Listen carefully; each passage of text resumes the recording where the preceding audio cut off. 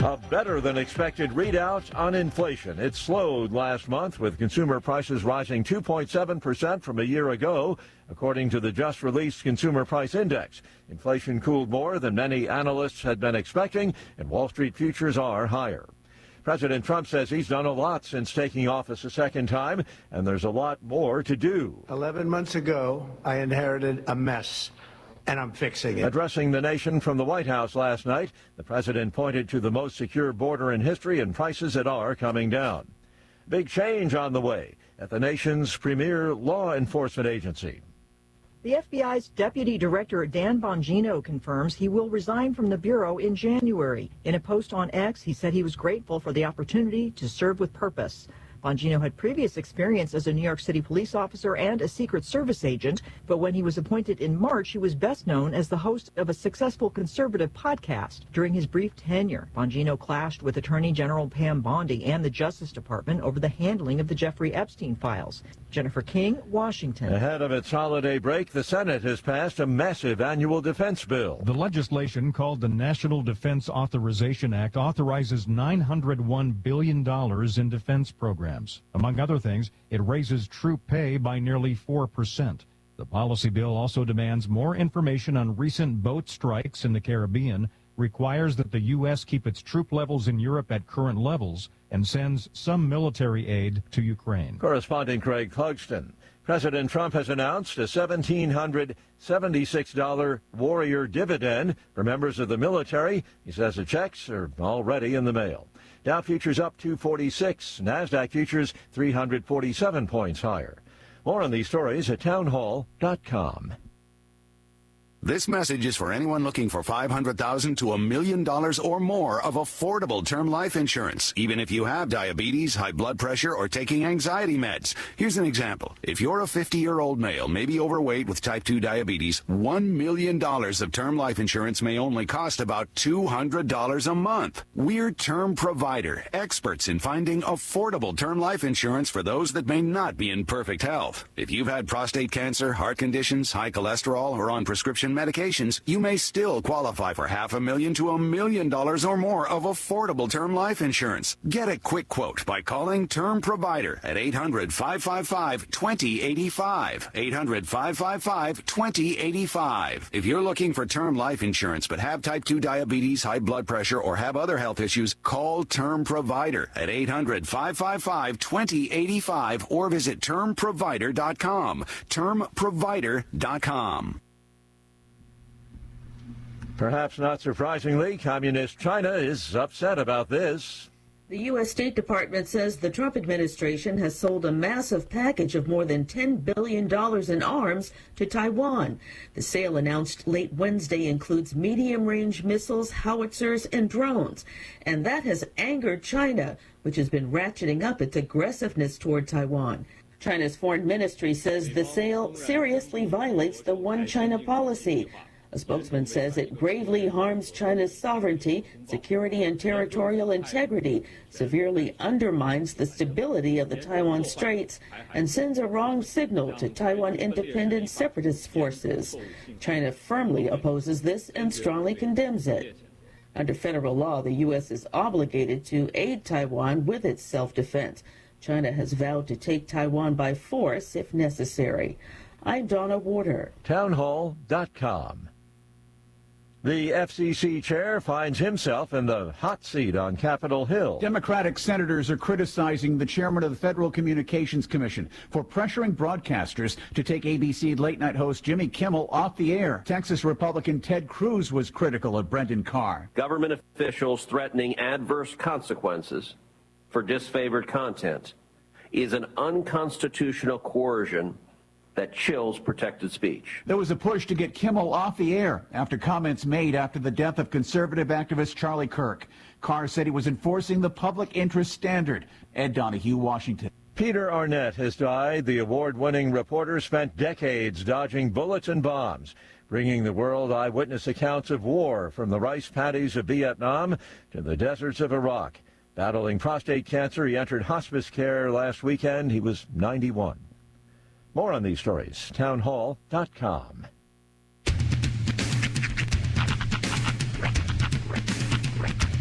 What in the wide world of sports is going on here?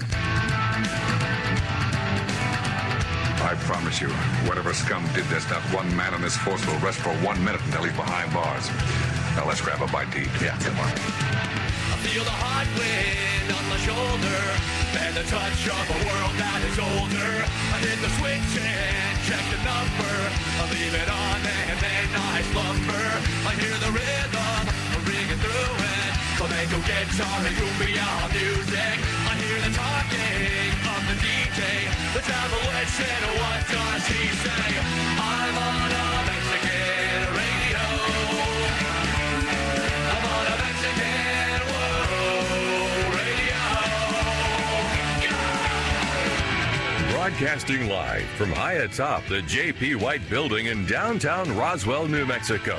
It's Mornings with Mike Winters on 106.5 Roswell's Talk FM. Is that what I sound like when I talk?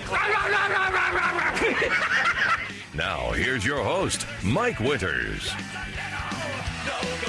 And good morning, one and all. Welcome to Mornings with Mike Winters. I am he. That would be me, Mike Winters. Happy Thursday, everybody. Yes, it's been 1 week till Christmas. Yeah, we're officially 1 week out. Mm-hmm. The holiday. Big holiday. And I thought it was kind of funny that there was a story on my show prep today about how a good portion of Americans in a recent poll said today is the day that most people start their Christmas shopping. Very good. I'm like, no, it's not. This is the day that I would have started my Christmas shopping maybe like a year ago. This year I kind of was semi-prepared. So, are you mostly done now, or? I think there's still one thing I'm waiting on to come in the mail. But outside of the stocking stuff or gifts, I got pretty much everything. Gotcha. So just a quick run to pick up some odds and ends. Yeah, hit up the Dollar Tree for some interesting candies and whatnot. Yeah. My daughter's pretty locked in on the candies that she likes, but Hunter's, he's very adventurous. He likes to try all kinds of new weird stuff. He loves knoppers. I don't even know what knoppers are. You go to the Dollar Tree, you find them. They're these crispy wafer toffee. Okay. They basically, if you ever had a Ferrero Rocher, it's like one of those, but in a flat wafer form. Okay. So that sounds delightful. Toffee. He likes all that weird stuff. I've made a determination. Ooh, in the Christmas candy battle between Lindt and Ferrero Rocher, I'm all about Team Ferrero Rocher. I feel like if you like texture, you are a Ferrero Rocher person. Just because it offers the crunch, it offers the nuts. You get the chocolate center, which you get from Lindt. Now, granted, Lindt, I would argue, is maybe a more premium chocolate. Probably, yeah. But as far as overall taste.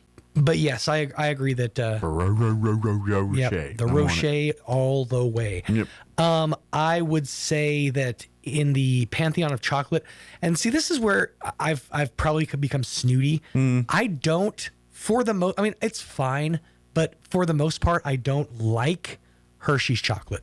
No, it's fine, but if you've had real European style, like a Milka bar or Cadbury.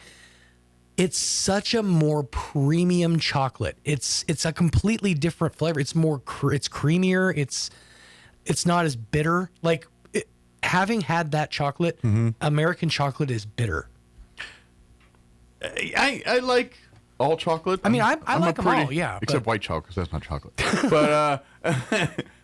But I would say this is almost, in my head, what we like to call the Kraft macaroni and cheese effect.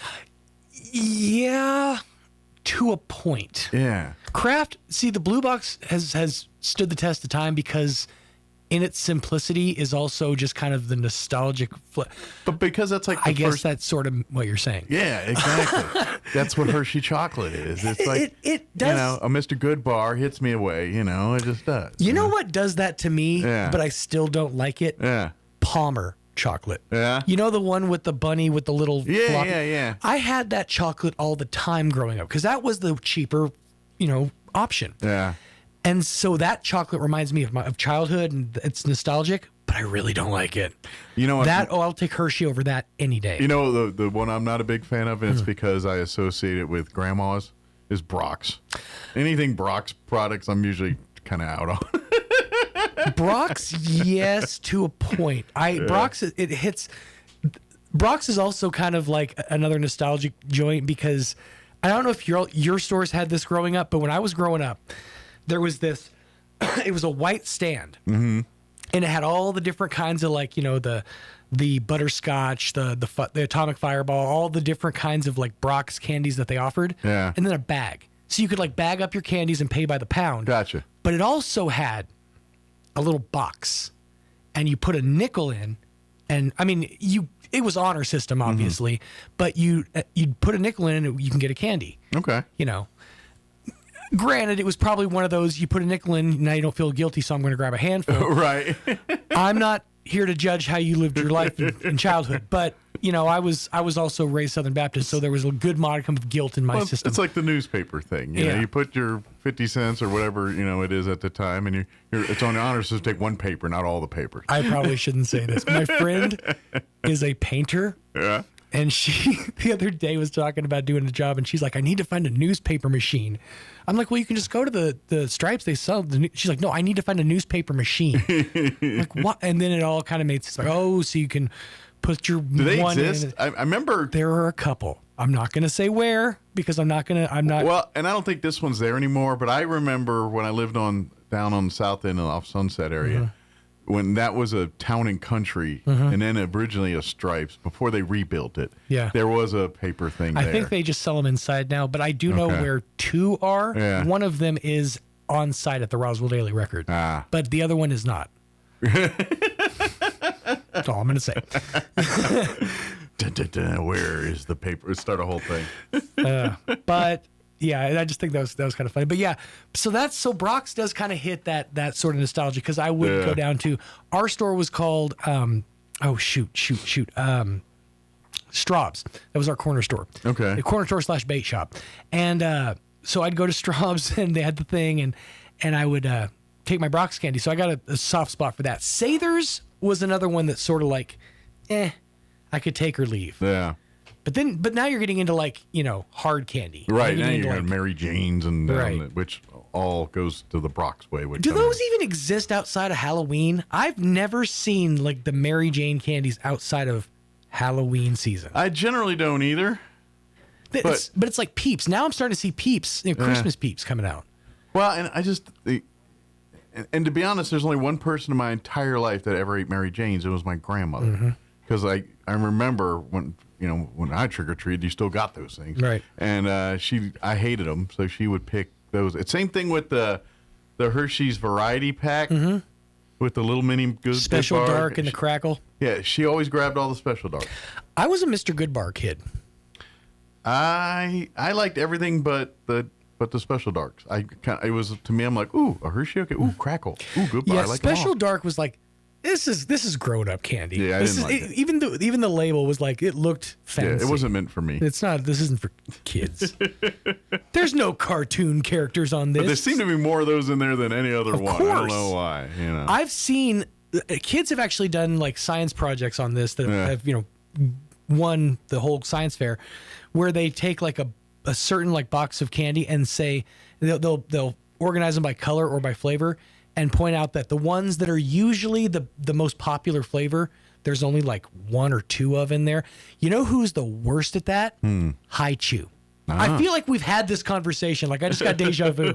But High Chew is notorious for either you'll find the one flavor. Mine was apple, and there's two of those in there, and the rest are just mango or whatever. Yeah. And they're fine, but you want those, the special ones, and sure. they know what they're doing. Well, they're holding I'd like back. to say Lifesaver does it with the red ones. Jelly Belly's the same way with the Very Cherry. Yeah. If you get the variety pack.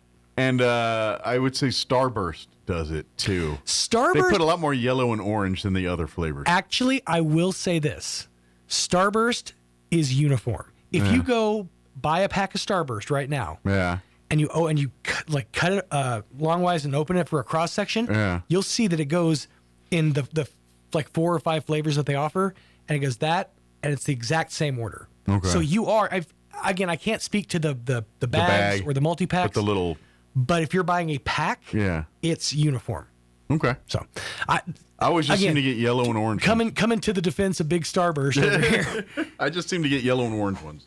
I'm like, where's the red ones? Where's the purple? Where's the green ones? The thing that trips me out is who owns these companies now. Like I always thought Butterfinger was Nestle, and for the most part, it was for most of my life.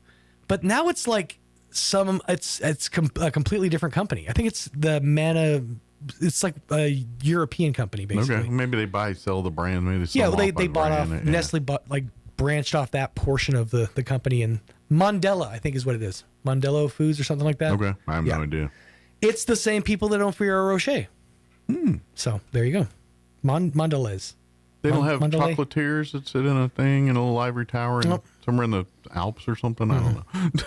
Master chocolatiers, right? Yeah. I always love that. Lindt Master chocolatier. Yeah. Sure you are. Okay. It's all being cooked in giant white pots, poured into molds. What are you? I am a chocolatier. Oh, no. Not master. I'm working my way to master. Like, when do you go from chocolatier to master? Well, you have to spend time as a chalkmonger first.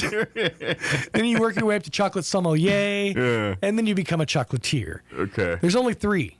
The 3 chocolatiers.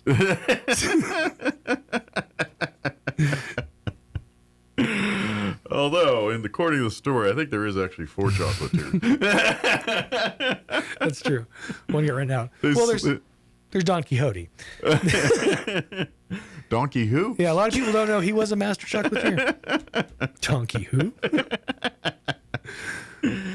Well, I think some of the chocolatiers, left and became mouseketeers. Well, they did. What happened was there was a mass departure away from the society. Yeah. It was the trail of chocolatiers.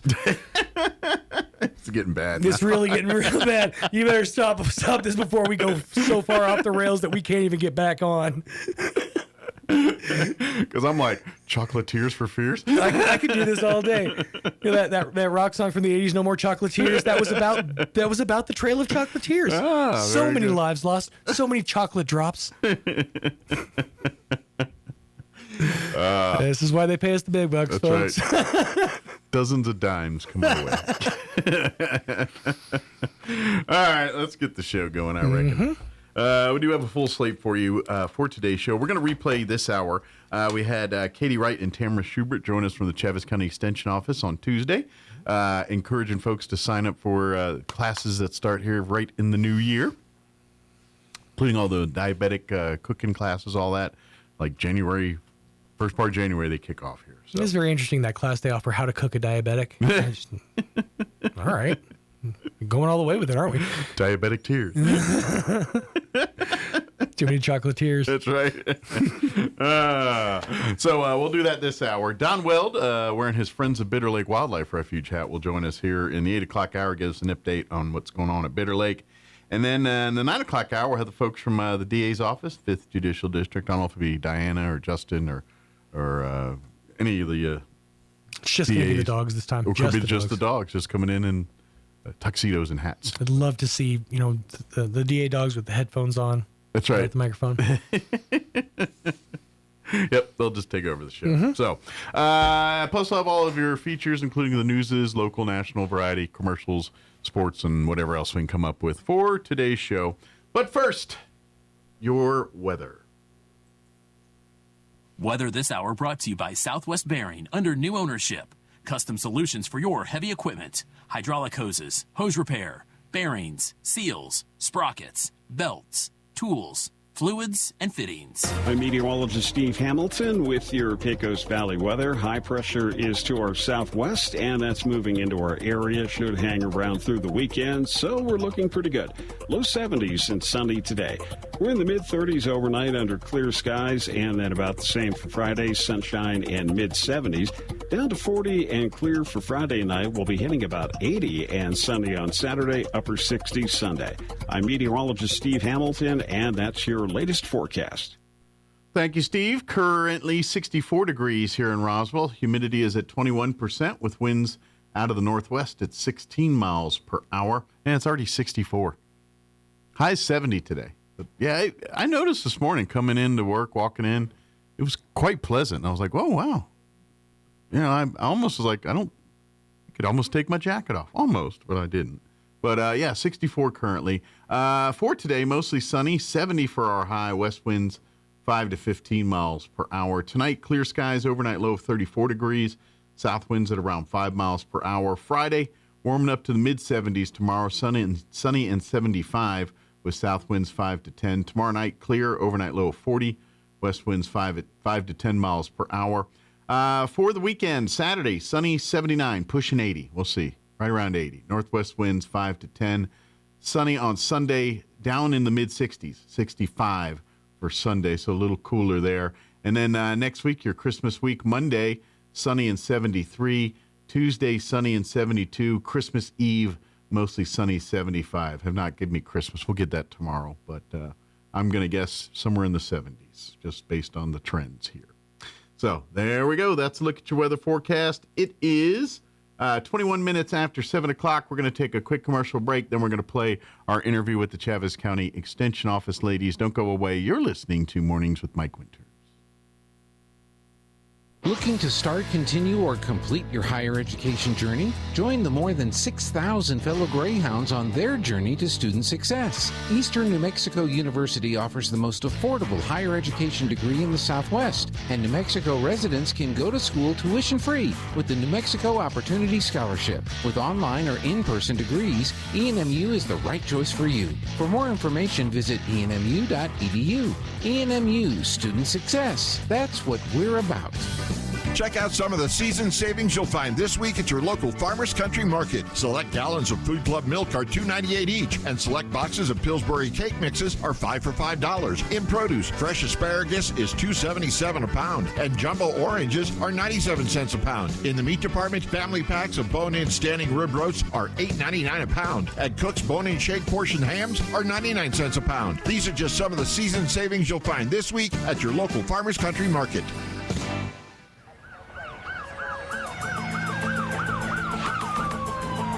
When you or a loved one need medical transport, Trans-Aero answers the call.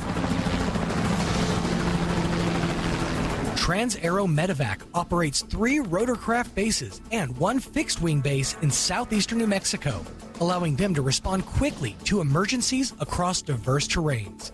Their fleet extends coverage deep into New Mexico and West Texas, including Artesia, Carlsbad, Roswell, Ruidoso, Midland, Lubbock, and the surrounding areas. Ready to answer the call when every second counts. Trans-Aero Medevac, proudly serving southeastern New Mexico and West Texas.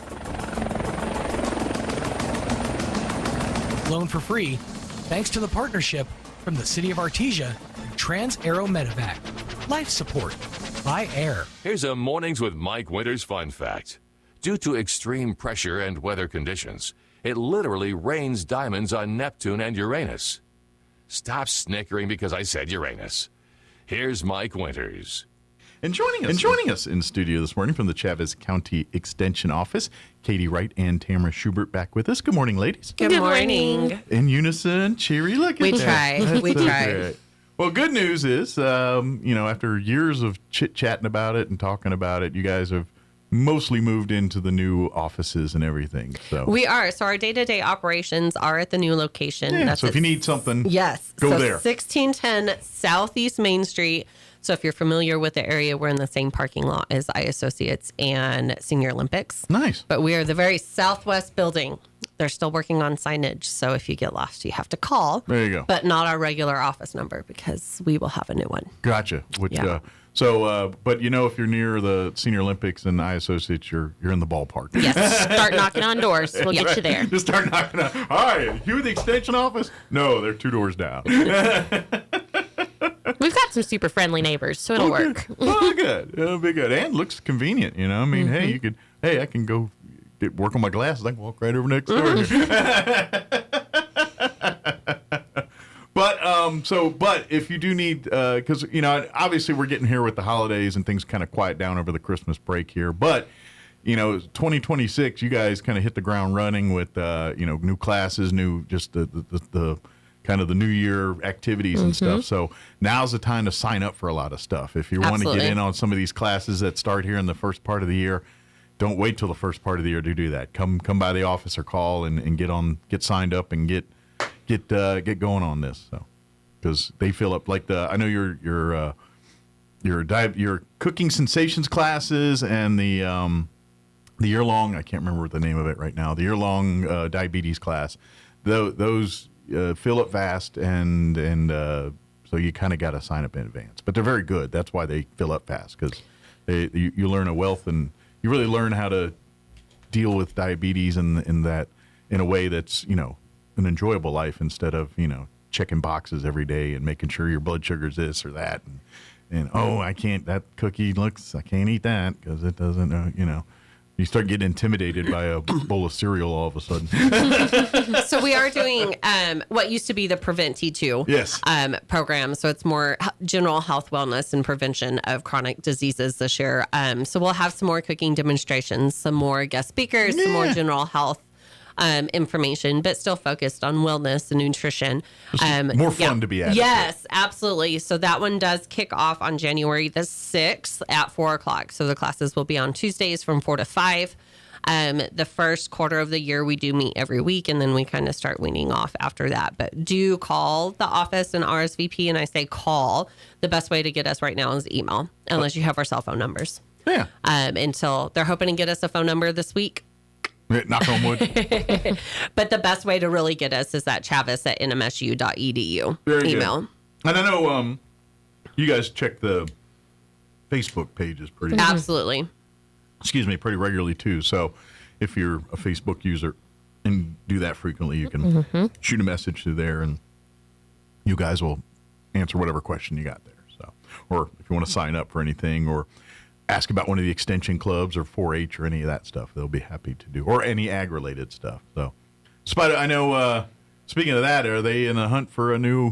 We're still hunting for a new ag agent, so anybody out there that loves to do plants, bugs, and all the things, they need to come work with us. And the dirt that connects them. Yes. Yeah. So we are still looking for an ag agent. They just recently extended it, so it's set to close again in January. So be on the lookout for that. Yeah. Encourage your friends to apply. We really appreciate it. But while we're on ag, we are still, having several conferences and things like that. Yeah, the work doesn't end, even though there's not an agent in place per se. But, so the annual hay conference is still going to take place in Ruidoso this year on January the 21st through the 23rd. And there are special rates if you get reserved, turned in your registration before the end of the year. So if the early bird does get the worm on this one. Yeah, so they can register at nmhay.com, and that's also the time that our cotton growing conference is going on up there too. Excellent. So by the way, check out both of those. HAY, not HEY. Yeah. So don't be like, hey, it's not that hey, it's not that common. Hay as in, crops. Straw hay. Alfalfa. Yeah. Just in case anybody was confused. Like, I'm here for the hay convention. Hey, y'all, I'm here for the... No, just to socialize. Oh, that'd be an interesting meetup. You may learn a few new things. Yeah, you may learn a few new things. Yeah. The other thing that's going on that side is they are still taking Master Gardener applications for the upcoming year. Great. So those classes start off again in January. And it's really a great opportunity for anybody that's interested in gardening to come join us. Yeah, I got kind of in trouble because I unintentionally made it seem more intimidating than it should be. And what I'm trying to say is that, no, they want everyone and anyone can do it, but they teach you so much about gardening. Absolutely. It is so in-depth and so thorough that, it's not just your run-of-the-mill, put a seed in the dirt, put some water on it. It's a lot. You learn a lot more than that stuff. So, but that being said, it's for everyone and anyone. Please do not make it. I didn't not want to give the impression that I was like an exclusive club or anything like that. Well, and it's a great group. It's the same group that does the Triangle Garden out there at Cahoon Park, and they do a lot of community service around. So they do gardening at the library, which we will be at. The Saturday this month that happens to be gardening at the library is the library is huge. The Grinch Stole Christmas. Yeah, come if you want to learn more. We will be out there doing crafts and things like that, garden related with the kiddos. So you can come join us, meet us, do things. But Matter it's of fact, a great that'd be the group good way of to find out this class is for you. Is come to their thing on the library Saturday. Visit with our master gardeners. And say, hey, talk, and they say, yeah, this is cool. I'm going to sign up for that. That way you can go talk right directly to the people that are going to be in the dirt with you. Quite literally. But yeah, it is. I know they were kind of. I was like, no, that's not what I was trying to say. I was trying to talk them up, and it came off like I was talking them like they're too elite for us or something. And that's not what I was trying to do. So I apologize. But anyway, but yeah, go check it out, please. The brownest of thumb can turn green with those folks. The great classes, great information, and it's a good way to give back to your community. Absolutely, good deal. What else we got on the radar? So we talked nutrition. So extension clubs, as always. Yeah. So we've got 4 clubs, and really, come January, we'll have 6 clubs. We've got 2 new ones going. So if y'all had been interested in quilting but happen to be on the wait list, we do have another quilt group that's starting up. They're meeting the second Saturday of every month at 10. Okay. So that one's up. If they're interested, they're welcome to call the office. And then we have a sewing one that's starting up too by popular demand. Great. That one's going to meet the second Tuesday of every month at 11 a.m. Take both and learn the difference between sewing and quilting. Because some people don't realize there's a difference. And then we'll start a crochet club and really blow your mind. Okay. That one's next. But and this is the cool part about Extension Club is, and like we talk about each month, it's kind of like 4-H for adults here, where yes, we have clubs, and these are all community-driven, community put together, basically based on interest. We had a collective of people said, you know what, we're into quilting, let's start a quilting extension club. You know what about sewing? Yeah, we got some folks who want to do sewing, and so there's 6 clubs now. There's room for more. Absolutely. If you're interested, if you have a hobby or a skill set of folks that would like to do it in kind of a social thing, and it could be anything from a chess club to woodworking club to I don't know, coffee club. I don't know. The sky's the limit on what you do on this. It's just if you have an interest and a chance to maybe meet some people and turn this into as much as a hobby, but as a social chance to connect with people and chance to make some friends and things like that. That's what this is all about. And by the way, we get to learn about quilting or sewing or whatever the theme is for that particular club here. So if you're interested in starting one, or maybe you have maybe there's someone going, I'm a stamp collector and I want to see if there's other stamp collectors out there. Let's talk about it. Maybe there's an interest. So reach out to the extension office here. I almost said reach out to the extension club, the extension office, and let's see what happens here. And then of course, for the younger folks, there is actual 4-H, which again has many clubs there too, but it too can evolve as well. If there's a group of kids that are into a particular event and there's an adult that can kind of supervise it, then we can create that 4-H club too. So the possibilities are endless in 4-H too. So, but any updates for 4-H we want to mention right now? So this Friday at 9 o'clock, we will be at the library in Hagerman. Okay. We are painting bird houses, but I painted mine to be a gingerbread house. So you can paint a gingerbread house too. Whatever you're feeling. Bird house? Yes. all the things. We had somebody make theirs a mountain. Somebody was talking about making a clown tent. Possibilities are endless. Use your imagination. That's what it's about. And you guys do that. It's the third Friday of every month. In Hagerman, Typically, yes. There's a few that schedule didn't line up, and it has to be a different Friday. But roughly around there. Yes. So. But it will be the third Friday this Friday. Absolutely. What time do you guys do that out the library? 9 o'clock. 9 a.m. So come out, bring the kids, and be ready to be creative. Absolutely. And then we will start back in January with our 4-H Day at the library here on the second Wednesday. Very good. And again, very similar, like the one there. It's each month is different. Yes. I think January is the origami. I think so. Ooh, some folding. So. I always like It's not near as hard as you think it is. I know, that's what it is. It's kind of like, I don't mean to compare this, but this is the only reference I got. I remember when I was a kid and used to fold the little games. What the kids call the cootie catchers. Yeah. Mm-hmm. I mean, to me, that's like entry-level origami. You know? Paper airplanes are entry-level origami. Yeah, exactly. And I remember, I remember as a kid, and this was probably like early kindergarten level, and me and my two friends that lived up the street, we literally spent all day. Back in the day, they used to give like the Montgomery Ward or Sears catalogs, and it'd be like, you know how thick those things were, like real thick. Well, we made paper airplanes out of every one of those pages, and God forbid our parents are so mad because there's about 10 of them stuck up on the roof of the house. And then, of course, when it rains and all that goes. But I spent a good year of my life making paper airplanes and everything. And we had one of my friends, he was really good at making like the one that looked like a bat, and like all I could do was the standard and just hope the wings were the evil on the other side. Yeah. But he could make different ones, and it was like a whole he was a whole match. But anyway, it's a whole thing. Origami. That's what origami in January, both in Roswell and in Hagerman. We are in open enrollment, so you still have plenty of time to get signed up and compete this summer. You can sign up anytime, but there are some deadlines to meet as far as making your club meetings and that kind of thing before you're able to compete. Absolutely. Yeah, you got to, they just don't dive right into the competitions and things. You got to. What's the earliest that a youth can start in the 4-H program? So our Clover Buds start at 5. Okay, and they go all the way up to, 18 or 18, 19, depending on when your birthday falls. Very good. So, and you can jump in at any time during that time. Absolutely. So even if you're 14 or 15, you're just now getting into 4-H, well, it's good time as any. Come on in and let's do that. And by the way, 4-H, yes, livestock and farm animal, everything you see at the fair with that and the home ec, that's very, very much the core of 4-H. But by no means is that all of 4-H. There are extension clubs. There's 4-H clubs that have nothing to do with animals and things like. There's things with computers, shooting sports. We did rocketry last night. Rocketry, so 4-H is for really anybody with finding interest for youth here.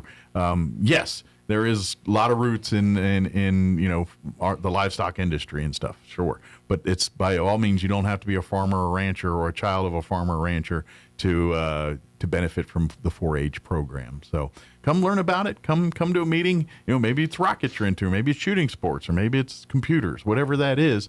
And by all means, if you're into raising animals and animal husbandry and all that, then guess what? We got you. So. What, did I goof up? When you said raising husbands, and then you went back. Yeah. Raising husbands, that's not a bad I make no comments here. Raising husbands. Someone's like, well, where's that club? We need to turn that as far as funny. I'm thinking, I think I just started your new extension club. There you go, right? Yeah. I don't know that we have a specialist for that. I think you got a bunch of them. You got a whole panel. It's a good thing my husband's working. They have a master's degree in that. Yes. It's family therapy. Yeah, I believe you can call me doctor on this one. But joking aside, yes, all of that is definitely part of 4-H, and so if you're interested, please, come reach out, come learn about when the next club meeting that interests you is near you and happening, and like you said, if you really do want to show animals and stuff, now's the time. If you want to do it for this year, you still got time. Depending on how old you are and what animals you're going to be raising and all that kind of. Because I imagine some you probably already had to start. Yes. You buy your animals at different times throughout the year. Yeah. So. But I'm thinking like the smaller ones, like your chickens and whatnot, are probably So right now, if you're looking at steers, you probably already invested in some of those. But some of the smaller animals, sheep and goats, you may March, April. Okay. Poultry, you're probably looking at pretty much anything but cows. May, June. Mm-hmm. So far, anything in the cow. What about swine, pigs? Those are later. Okay. I didn't know because I was like, get beef fat. is pretty well the earliest. Gotcha. Requires the more maintenance. Right. Although. Well, and it takes longer for them to get up to weight. Yeah, pigs are pigs. The reason they call them pigs.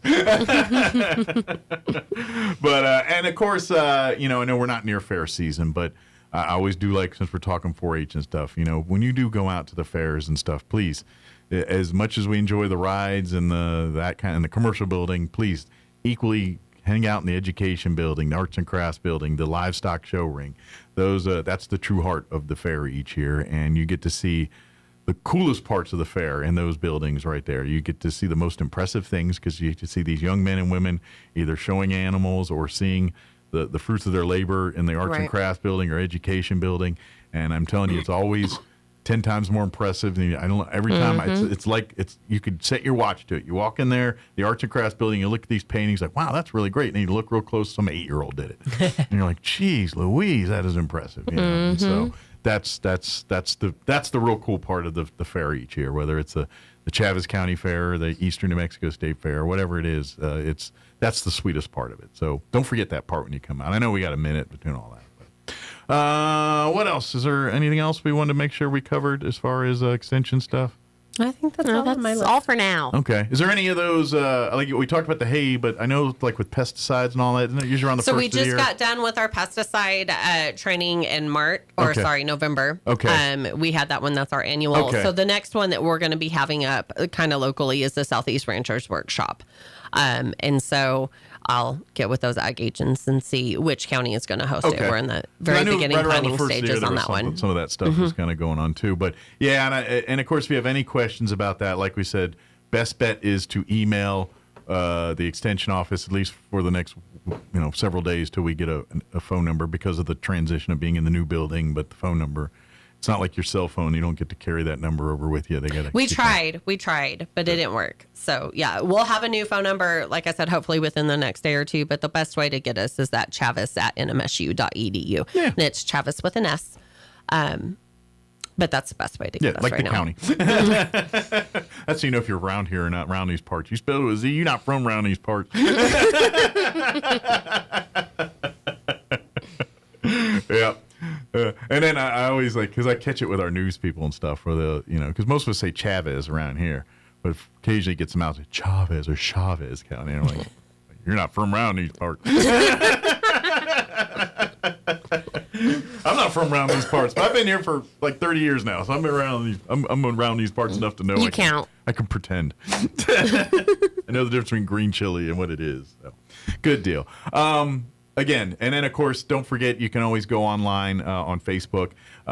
Everything that the Extension Office is through New Mexico State University, so you'll see NMSU attached to it. So if you see that, don't be scared that you're in the right place. You're in the right place there. But if you type in Chavez County Extension, Chavez County, something like that, you'll see the stuff popping up. And if you can't remember emails or whatever, but you want to get a hold, that's a great way. Or say, hey, I heard y'all talking about 4-H this morning. Can you call me, tell me more about it?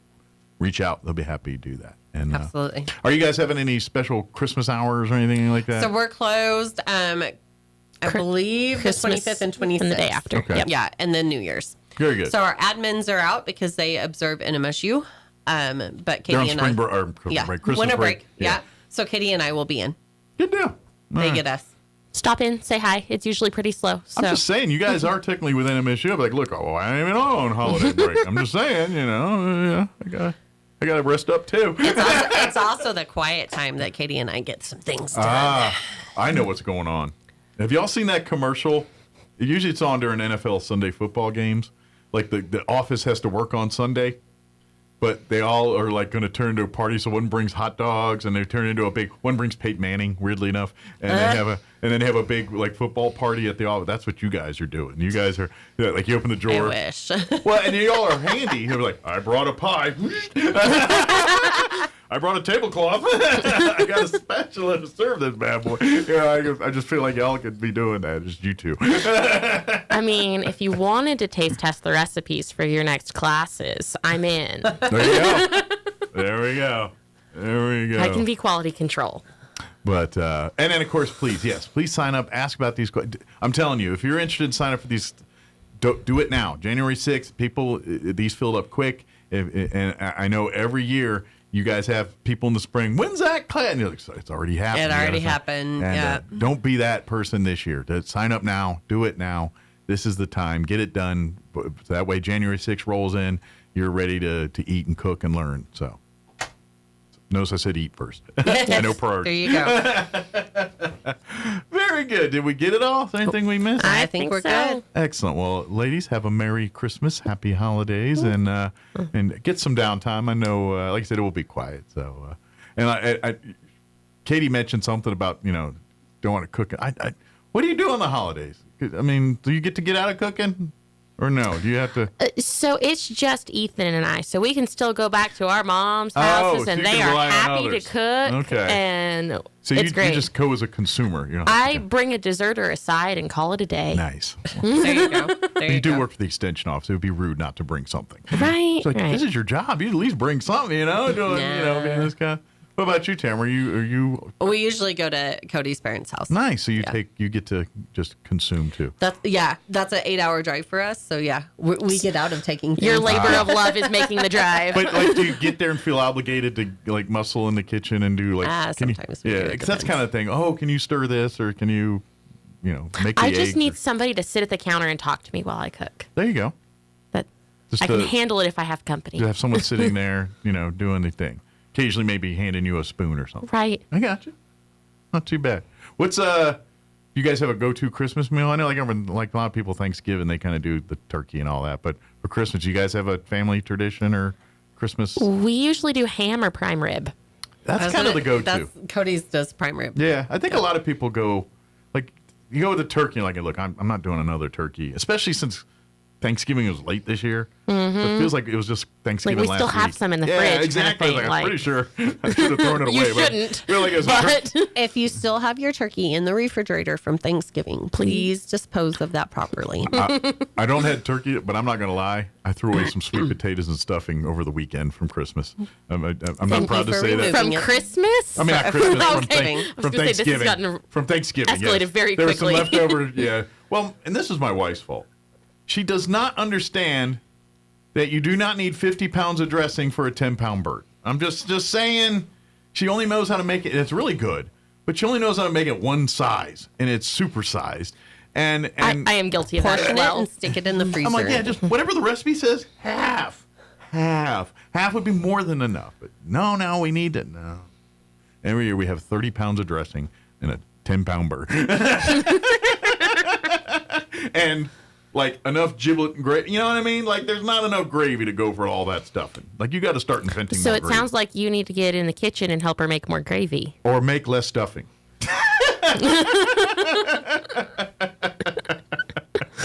Less stuffing. That's the thing. We don't need 80 pounds of stuffing. We don't need to stuff every, plate on the East Coast for this thing. Thank you guys. Thank you. Thanks, Mike. Old man yells at cloud. We'll talk to you guys. Merry Christmas, and we'll see you in 2026. And by then, you should have a phone number, hopefully. Yes.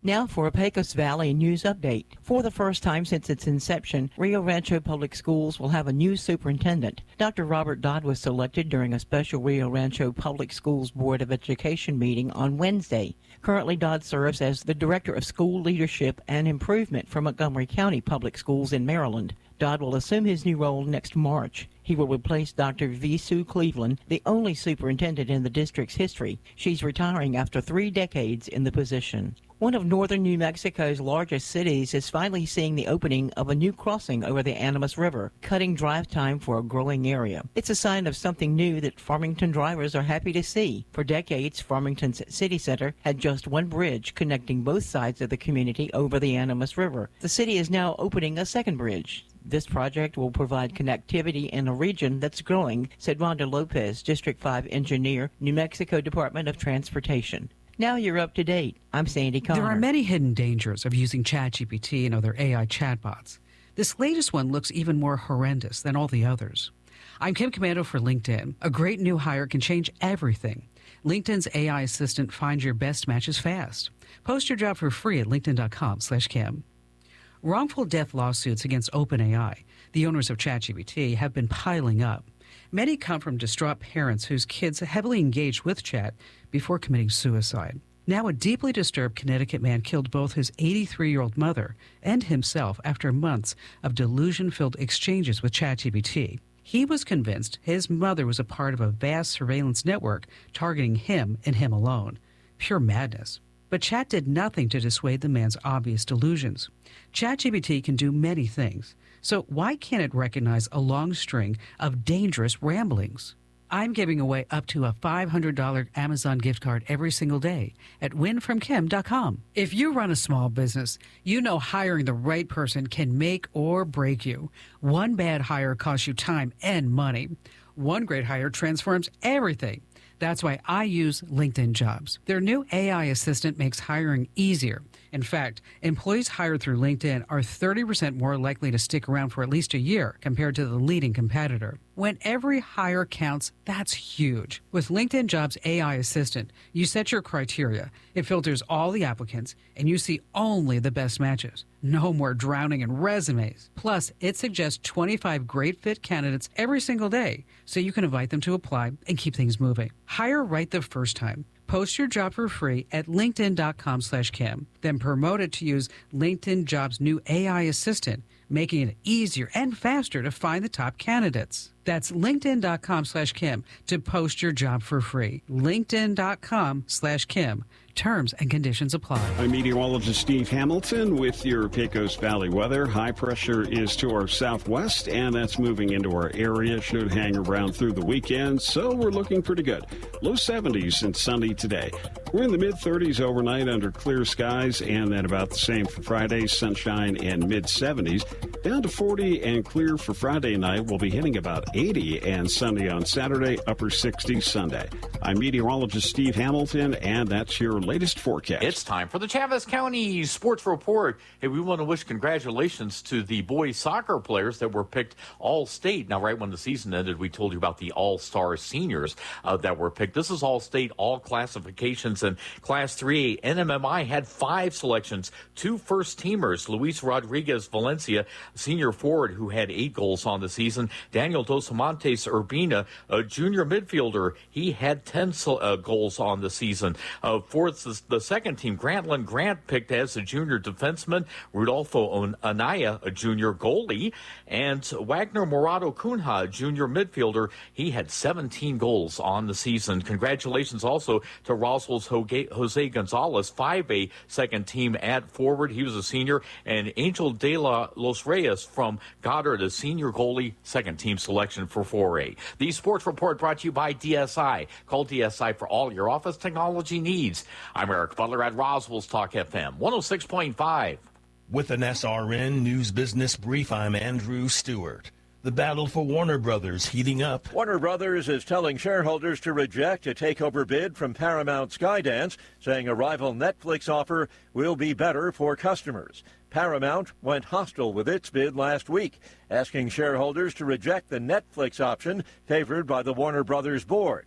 While Paramount's bid is not preferred by the board, shareholders can still decide to tender their shares in favor of Paramount's offer for the entire company, including CNN and Discovery.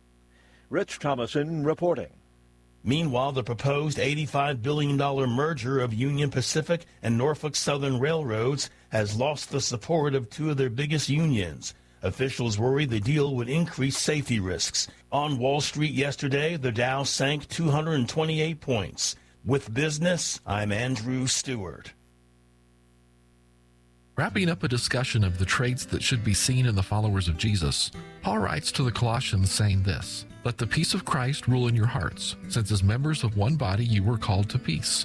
And be thankful. Let the message of Christ dwell among you richly as you teach and admonish one another with all wisdom through psalms, hymns, and songs from the Spirit, singing to God with gratitude in your hearts. And whatever you do, whether in word or deed, do it all in the name of the Lord Jesus, giving thanks to God the Father through him." Notice that 3 times Paul tells the reader to exhibit thankfulness or gratitude. He ties being thankful to peace. Doesn't that make perfect sense? If you're being thankful or expressing gratitude for a person or situation, you don't usually have time to feel the need to cause all kinds of problems. During this season, when emotions can sometimes run high, take time to be thankful for your blessings and show gratitude to God and the people who bless your life in both big and small ways. Join us at the Country Club Road Church of Christ for worship at 10 a.m. on Sunday, located on the corner of Country Club and Washington in Roswell. Artesia General Hospital presents ways to keep your home healthy this winter.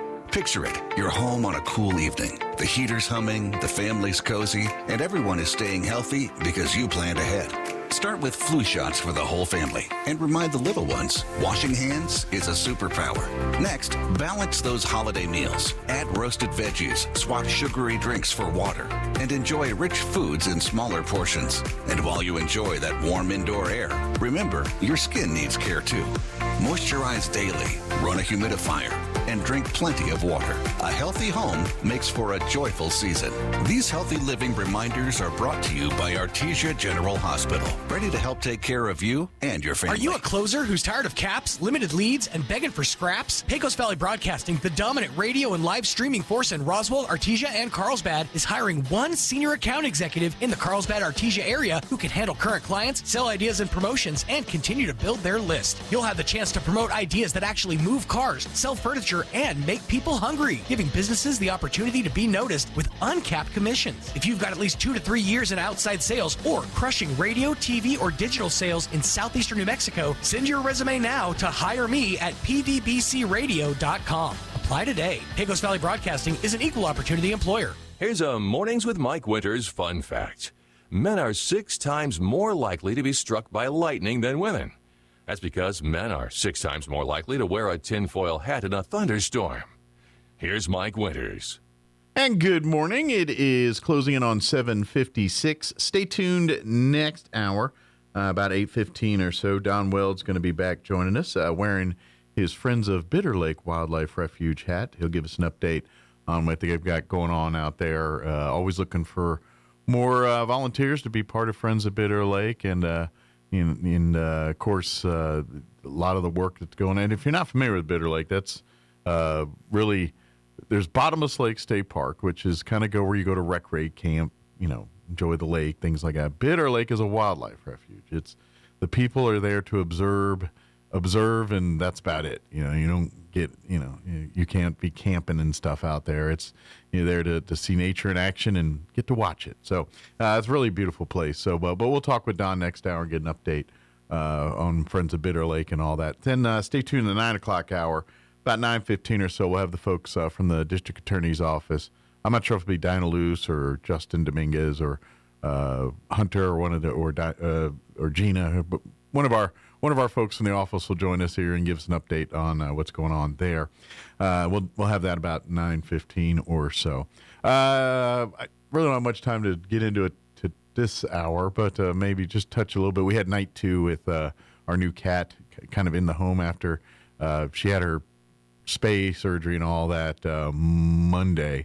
So we picked her up from the vet Tuesday, and so now it's been our next night in there, and it's getting there. We built like a little nursery for her while she's kind of recouping, and so to keep our other cat, and so she can but yesterday, we kind of let her out around the house and hanging out, and she's a loving cat. She was she loves to love, man. But it was funny because we have our other cat, Bella, who she's just been growling. She hasn't done anything. But she clearly like, hey, this thing's all up in my space, up in my territory.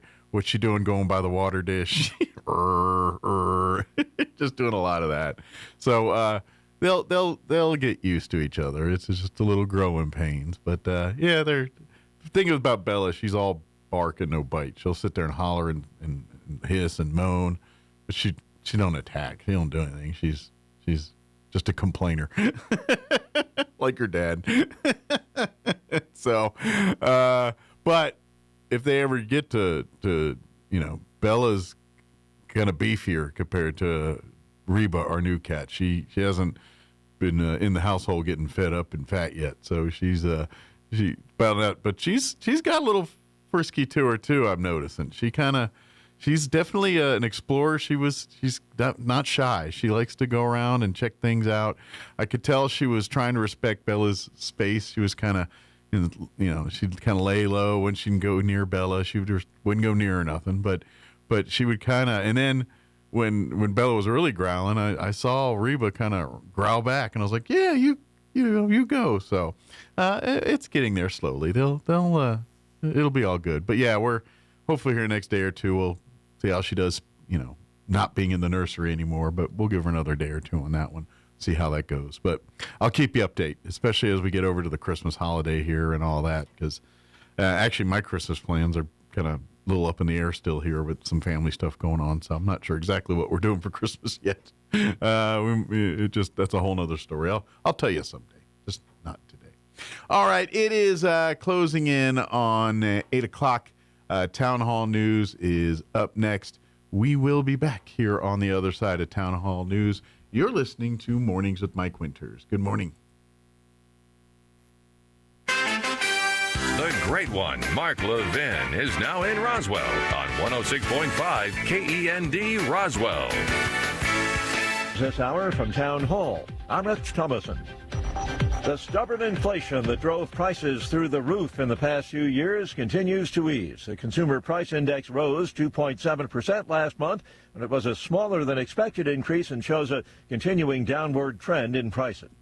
The commander-in-chief calls it a warrior dividend, and President Trump says the check's already in the mail. In honor of our nation's founding in 1776, we are sending every soldier $1,776. The announcement came during last night's presidential address. In a year-end speech touting his administration's accomplishments, the president began by criticizing his predecessor. 11 months ago, I inherited a mess, and I'm fixing it. He pointed to success in securing the southern border and claimed progress in lowering the cost of living. I am bringing those high prices down and bringing them down very fast. However, the rate of inflation is roughly the same as it was in January, and the nation's unemployment rate has steadily increased. In the end, though, the president promised an economic boom in 2026. Greg Clugston, Washington. The Senate's given final congressional approval to a $901 billion defense spending bill. Our military affairs analyst, retired Lieutenant Colonel Robert McGinnis, says America has to play catch-up. U.S. deterrence, unfortunately, has slipped in the last few years against the Chinese. And yet China's military is spending like it's never spent before. Its Navy is the largest in the world, and its missile deployment is outpacing ours. The Trump administration is selling $10 billion worth of arms to Taiwan, and that brings an angry response from Communist China. Watching Wall Street, the Dow is up 321 points. The NASDAQ ahead, 322. More on these stories at townhall.com. Here's an important message from the Diabetes Solution Center. Do you like pricking your fingers to test your blood sugar levels? No one does, but it's important to maintain your health. And now, by wearing a small remote device called a continuous glucose monitor, or CGM, you don't need to prick your fingers anymore. It's easy to use and helps you make more accurate diabetes treatment decisions. If you are testing your blood sugar 3 or more times daily, injecting insulin, or using an insulin pump, call the Diabetes Solution Center right now. And if you have Medicare or most major insurance coverage, you may be able to get a new CGM at little to no out-of-pocket cost. Shipping is free, and we'll even bill your insurance company for you. If you are testing your blood sugar 3 or more times daily, injecting insulin, or using an insulin pump, call the Diabetes Solution Center right now to learn how to end the painful finger sticks and get your own continuous glucose monitor, or CGM, at little to no out-of-pocket cost. As Russia's war in Ukraine rages on, Russian President Vladimir Putin has warned Moscow will seek to extend its gains in Ukraine if Kyiv and its Western allies reject the Kremlin's demands in peace talks. Speaking at an annual meeting with top military officials, Putin says Moscow would prefer to achieve its goals and eliminate the root causes of the conflict by diplomatic means. But he adds, if the opposing side and its foreign patrons refuse to engage in substantive dialogue, Russia will achieve the liberation of its historical lands by military means. President Donald Trump had unleashed an extensive diplomatic push to end nearly 4 years of fighting following Russia's full-scale invasion of Ukraine in February 2022. But Washington's efforts have run into sharply conflicting demands by Moscow and Kyiv. I'm Charles de Ledesma. News and analysis at townhall.com. A congressional report says China exploits partnerships with U.S. researchers. It also gives its military access to nuclear technology and other innovations with economic and national security applications. Wednesday's report by the House Select Committee on the Chinese Communist Party looked at research collaborations that got Energy Department funding. Investigators found 4,300 academic papers involving partnerships between Energy Department-funded scientists and Chinese researchers. The report says the U.S. must do more so taxpayer-funded work doesn't help Beijing. Keith Peters, Washington. FBI Deputy Director Dan Bongino says he'll resign from his job as second-in-command at the Bureau next month. His decision ends a brief tenure during which he clashed with the Justice Department over the handling of the Jeffrey Epstein files. More on these stories at townhall.com.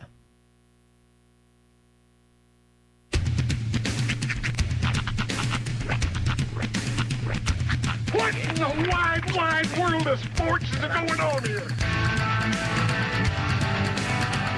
I promise you, whatever scum did this, not one man in this force will rest for 1 minute until he's behind bars. Now let's grab a bite to eat. Yeah, come on. I feel the hot wind on my shoulder and the touch of a world that is older. I hit the switch and check the number. I leave it on and then I slumber. I hear the rhythm ringing through it. Flamenco guitar and cumbia music. I hear the talking of the DJ. The traveler said, what does he say? I'm on a Mexican radio. I'm on a Mexican world radio. Yeah! Broadcasting live from high atop the J.P. White Building in downtown Roswell, New Mexico. It's Mornings with Mike Winters on 106.5 Roswell's Talk FM. Is that what I sound like when I talk? Now, here's your host, Mike Winters. And good morning. It is 6 minutes after 8 o'clock. Welcome to hour number 2. The sauce. Mornings with Mike Winters right here. I might get a collective. The kind of that one. I've been having I've got a whole bunch of mints that I don't eat. My wife does, so that's why they're here when she shows up to eat them. But yeah, lately I've been collecting sauces because they've been giving me extra sauces, and so I've got like 3 or 4 sauces. What's that? That's generous of them. Yeah. But since I use the sauces, I sit there thinking, I might use the sauces on a later date. So I save the sauces there. It's not a S word.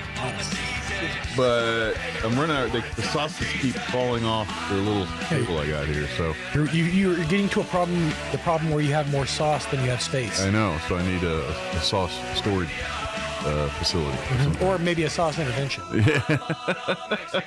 Sounds delicious. The sauceteers made a So one of my Christmas gifts, and I already know what it is because you bought it. No.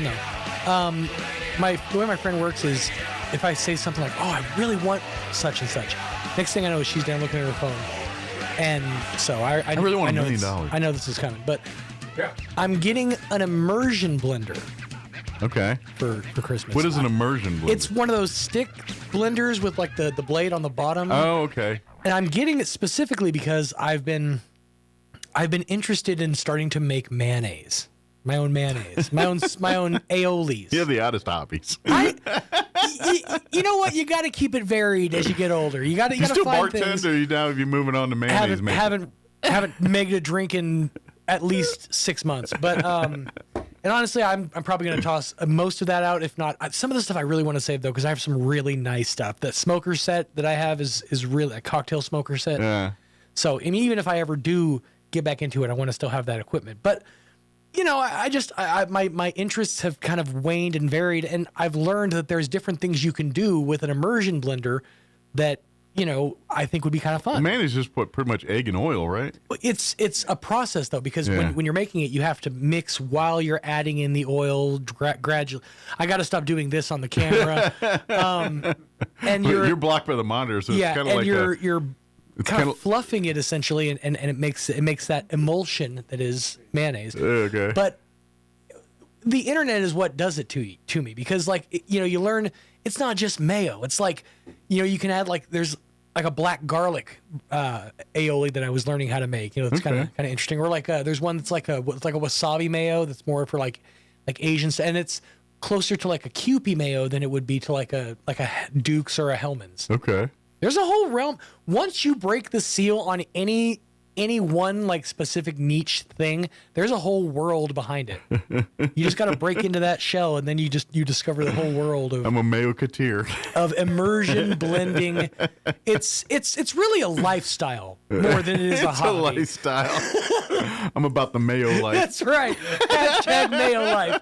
And the funny thing is, for most of my life, I've been a mustard tiger. I've always been more of a fan of mustard than of mayo. Good to me. So one of the recipes I looked up was it's basically a Dijon mustard aioli. Oh. So it's like the best of both worlds. He's like, we can't have mustard and mayo together in one room. That's right. They can't put mustard and mayo in one jar. It would shatter. We're going to have a rainbow coalition of sandwich sauces. A rainbow coalition. Sandwich sauces of every color. What you need? Oh, I got the blend for that. That's right. You're going to find me at the farmer's market next your Smalls Mayo Company. Handcrafted, small batch. 50 shades of mayo. 50 shades of mayo. If I ever do write a biography or whatever, that's going to be the name. 50 Shades of Mayo. The Sean Small story. That's fitting. There we go. Yeah, but or you gotta just Bubba Gump us like there's aioli mayo, there's Creole mayo, there's mayo shrimp, there's mayo. But like I just learned, like okay, there's a certain Butter way. mayo. There's a certain way you can make eggs, like a scrambled egg to where it's like fluffy and like a pillow. Uh-huh. It's a Japanese way of making it, but it requires an immersion blender to blend the eggs first. Okay. So it's one of those things. It's like you pick up different techniques, different things you can do with it, and so now I'm pretty excited. You know, My brother uses mayo to make chocolate cake. it's surprisingly good in desserts. Yeah. My friend does it too. Well, again, it's just oil and eggs. I wouldn't recommend doing that with Miracle Whip. It's a different flavor. Well, that's not mayo. Entirely. Yeah, that's not mayo. All we have is this half-empty jar of Miracle Whip. Yeah. That gonna work for you? And I'm actually one of those, because usually people are like either mayo or Miracle Whip. Yeah. Like they're like, you got to like one and hate the other. Mm-hmm. I like them both.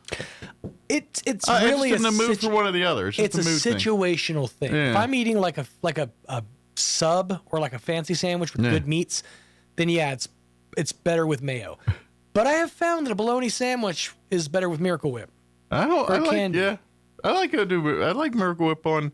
Yeah, I wouldn't mix it in like a salad or nothing or whatever. That always blew my mind because it salad. says it on the front, and even if you get the generic version, it's called salad dressing.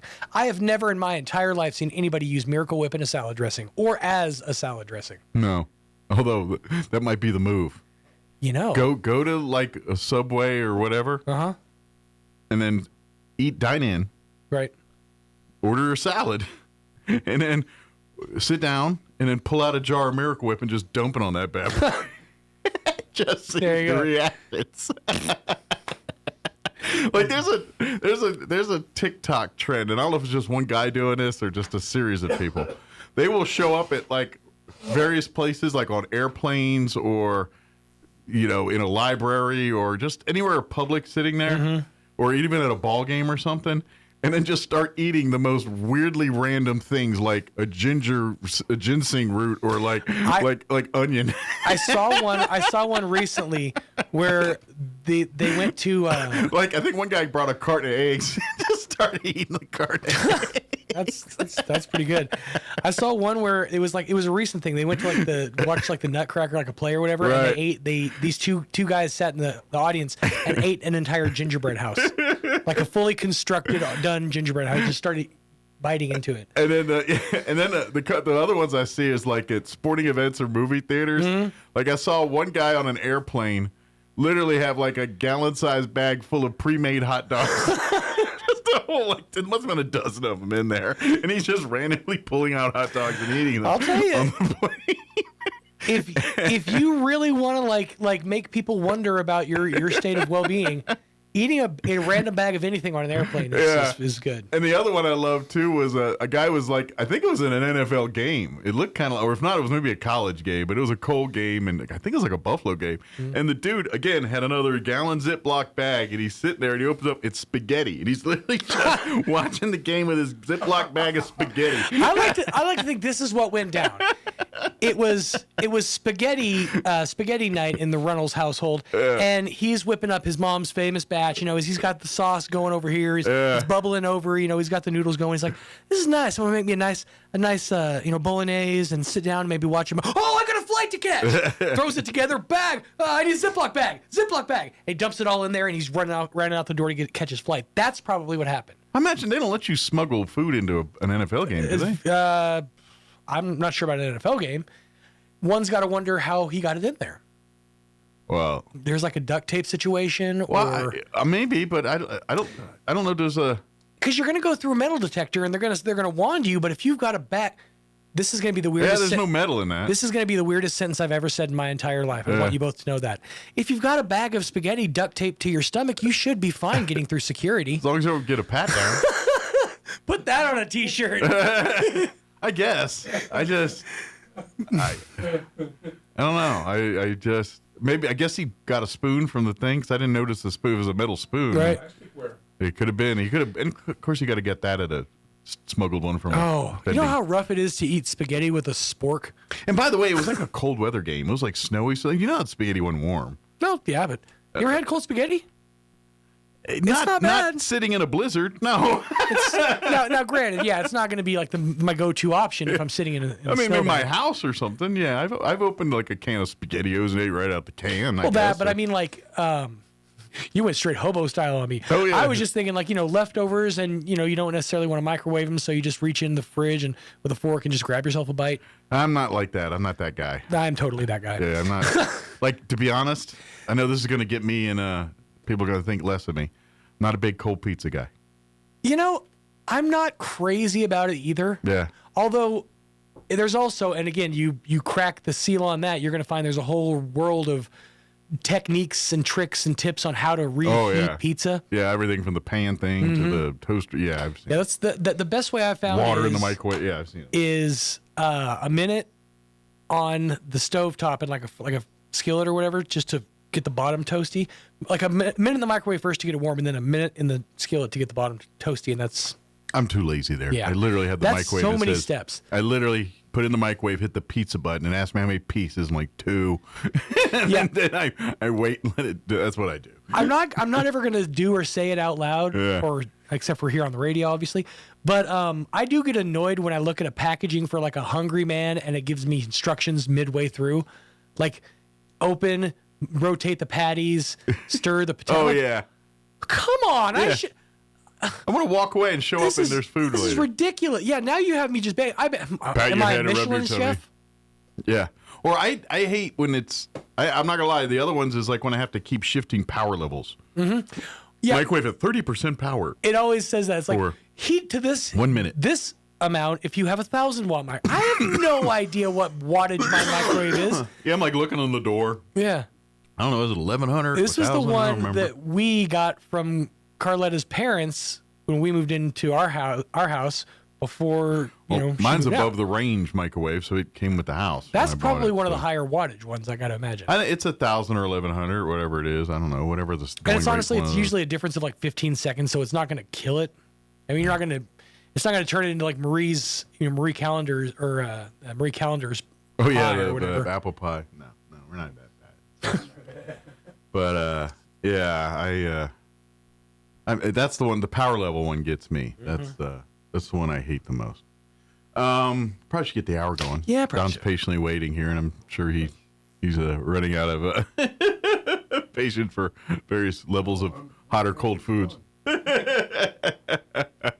But Don Wells going. What's that? Don Wells. I'm just here because it's like going to watch the monkeys. Eventually, one of them's probably going to reach down and throw their own. I'm about to say that's the problem is shrapnel. Sometimes you gotta be careful. We usually try to save that for the. But Don Wells going to join us wearing his Friends of Bitter Lake Wildlife Refuge hat this morning here. By the way, happy belated birthday! It was you kind of in between days there yesterday, but you joined us. Was it Tuesday? And then birthday, and then we're back here on Thursday. So happy birthday. What can I say? So Don will join us here and give us an update from Bitter Lake Wildlife Refuge here. We'll also get you up to date with news and weather and whatever else we can come up with for this hour of the show. Before we do anything else, let's go ahead and take a gander at your weather. It's not winter-like at all. I'm meteorologist Steve Hamilton with your Pecos Valley weather. High pressure is to our southwest, and that's moving into our area. Should hang around through the weekend, so we're looking pretty good. Low 70s and sunny today. We're in the mid-30s overnight under clear skies, and then about the same for Friday, sunshine and mid-70s. Down to 40 and clear for Friday night. We'll be hitting about 80 and sunny on Saturday, upper 60s Sunday. I'm meteorologist Steve Hamilton, and that's your latest forecast. Thank you, Steve. Currently 56 degrees here in Roswell. Humidity is at 32% with winds out of the northeast at 7 miles per hour. 70 and sunny for today. Winds will be out of the northwest, 5 to 15 miles per hour. Tonight, clear. Actually, you know what? It's colder now. That just dawned on me. It currently is 56 degrees. An hour ago, we were in the 60s. It's actually dropped about 8 to 10 degrees, and since that wind's picked up. But because I remember coming in this morning, it was kind of mild and thinking, it was a little breezy, but it was mild. And I remember last hour saying the current temp was 64. And I was thinking, man, our highest today is 70, but now it's down to 56. So that wind rolled up once the sun kind of came up here. But 70 today. Tomorrow, sunny and 75 for your Friday. Tomorrow night, mostly clear. Overnight, low 40. Saturday, we're pushing 80. I've heard 81, 80s. They're now saying 79 and mostly sunny, but going to be nice on Saturday. Winds out of the northwest, 5 to 10 miles per hour. Sunday, sunny skies. Then we drop down into the mid-60s. Sunday's our cool day, sunny and 65. And then Monday, we're back into the low 70s, sunny and 73, 72, and mostly sunny on Tuesday. Christmas Eve, mostly sunny and 75. They have not given me Christmas Day yet. We'll get that tomorrow. But thinks it'll be probably in the 70s based on the days right around it there. But it is New Mexico. Things sometimes are different. So just it is what it is. All right. It is 21 minutes after 8 o'clock. Let's take about a 3-minute break, and then Don will join us here wearing his Friends of Bitter Lake Wildlife Refuge hat. Don't go away. You're listening to Mornings with Mike Winters. Are you still dealing with that toothache? Or are those wisdom teeth bothering you? This is Dr. Sarah Usher at Carabelli Dental, and we've got you covered. From root canals and implants to crowns and dentures, we have advanced treatment options for you.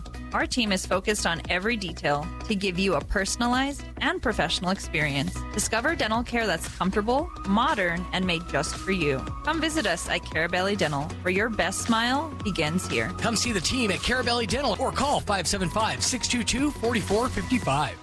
Get a great deal on versatile Kubota equipment today.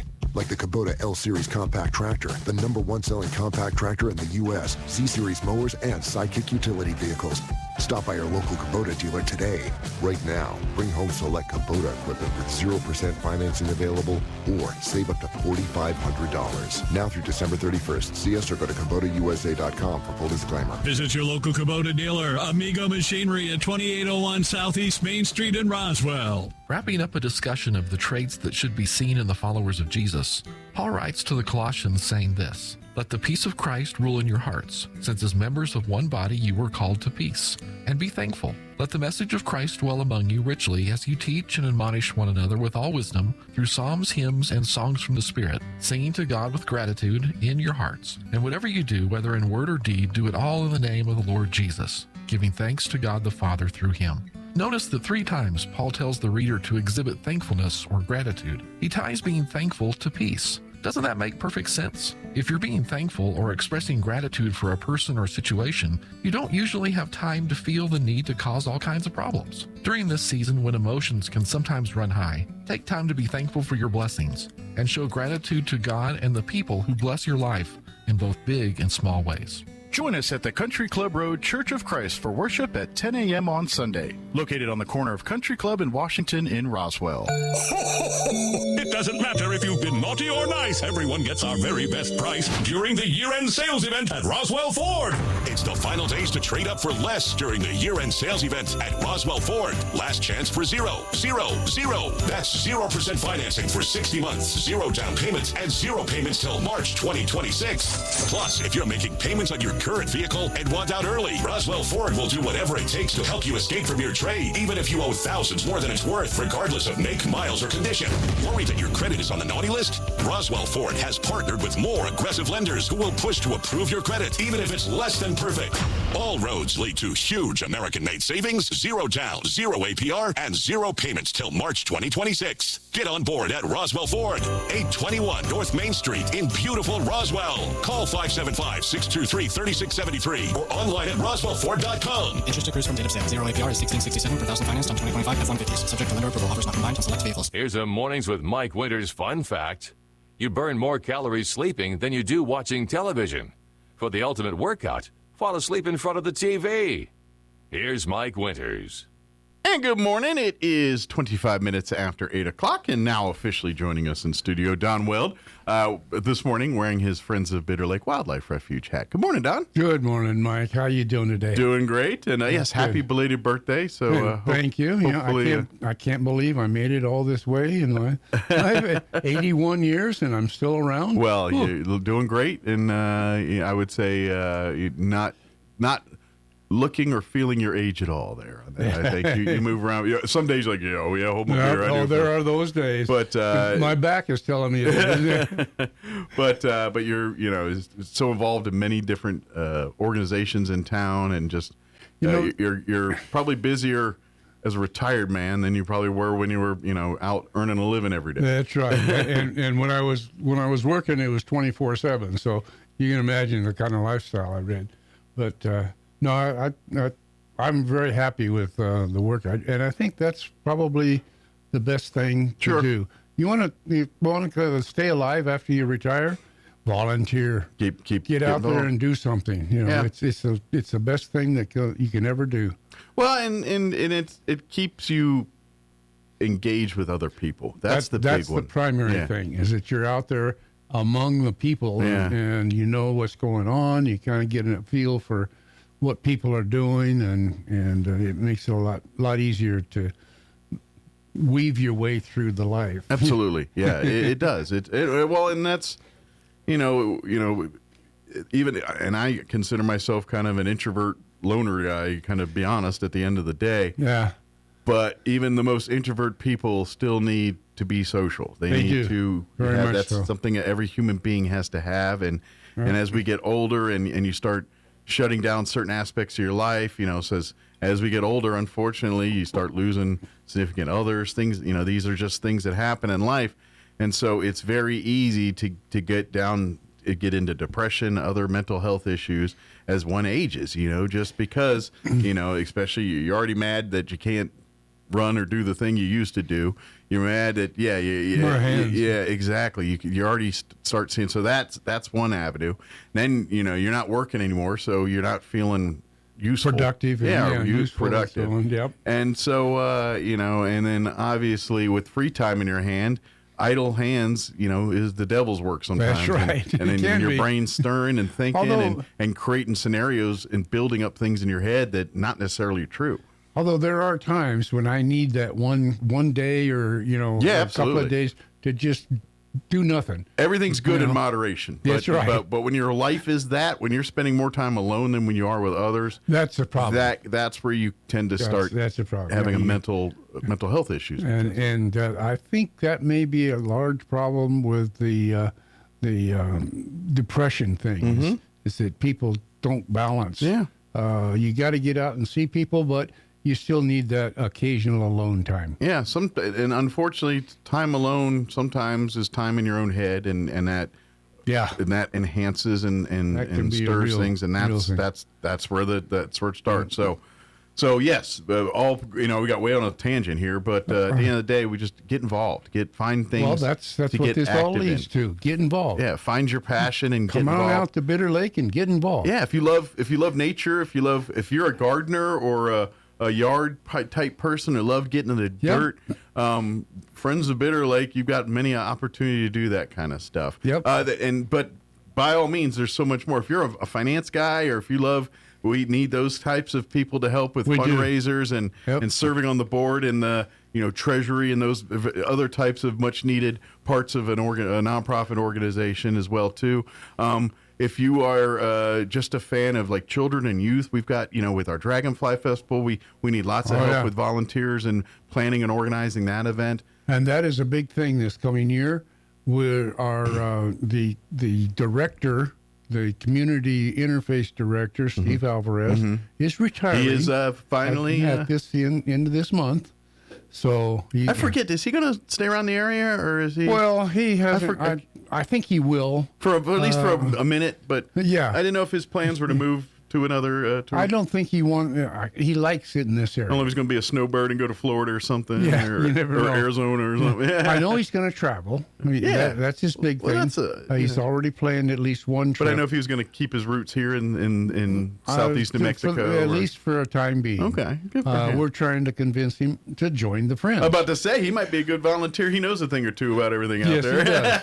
Yes, he does. I gotta meet with him next week and get all the information about Dragonfly. He could sit in the back and take pot shots instead of have to help and lead and everything. Now you can, but yeah, we're always looking for more volunteers to do that kind of work and stuff. Obviously, we want to encourage families and you know what? Another thing I'd like to offer too is our scout troops and youth groups. If you're looking for service projects and things to benefit our community, there's a lot of work that needs to be done out at the Wildlife Refuge, and under the tutelage of the Friends, you can kind of, because obviously, because of the nature of what's going on at the refuge, we want to protect the animal and plant life. Yes. So we don't want to turn you loose out there without someone from the Friends. Yeah, you got to be put in a direction. Yeah, and so that's why we talk like scouts a lot, because part of scouting's as part of their organization is camping, and where man and nature work together, and scouts they leave a place better than you find it. That this is all ingrained in what they teach. So we do like to encourage the scouts to come out there, because they do their camping in a way that is and teaches these young men and women about the respect for the land and how to be good stewards of it. So. What's the senior scout, the one that you're one of those? An Eagle Scout? Eagle Scout. Yeah. They have projects, right? They're supposed to do a project. Yeah, that's one of the requirements, is they have to plan, organize, and conduct a project. We have places out there that we could figure out what an Eagle Scout can do. Okay. We do have quite a few years ago, with one of our other managers, his son did his Eagle Scout project at the refuge. Okay. So, and there's a lot more that they can do. We got a bevy of them to choose from. Yeah. So lots of things. You can choose something out there and earn your Eagle Scout. Absolutely. Doing that.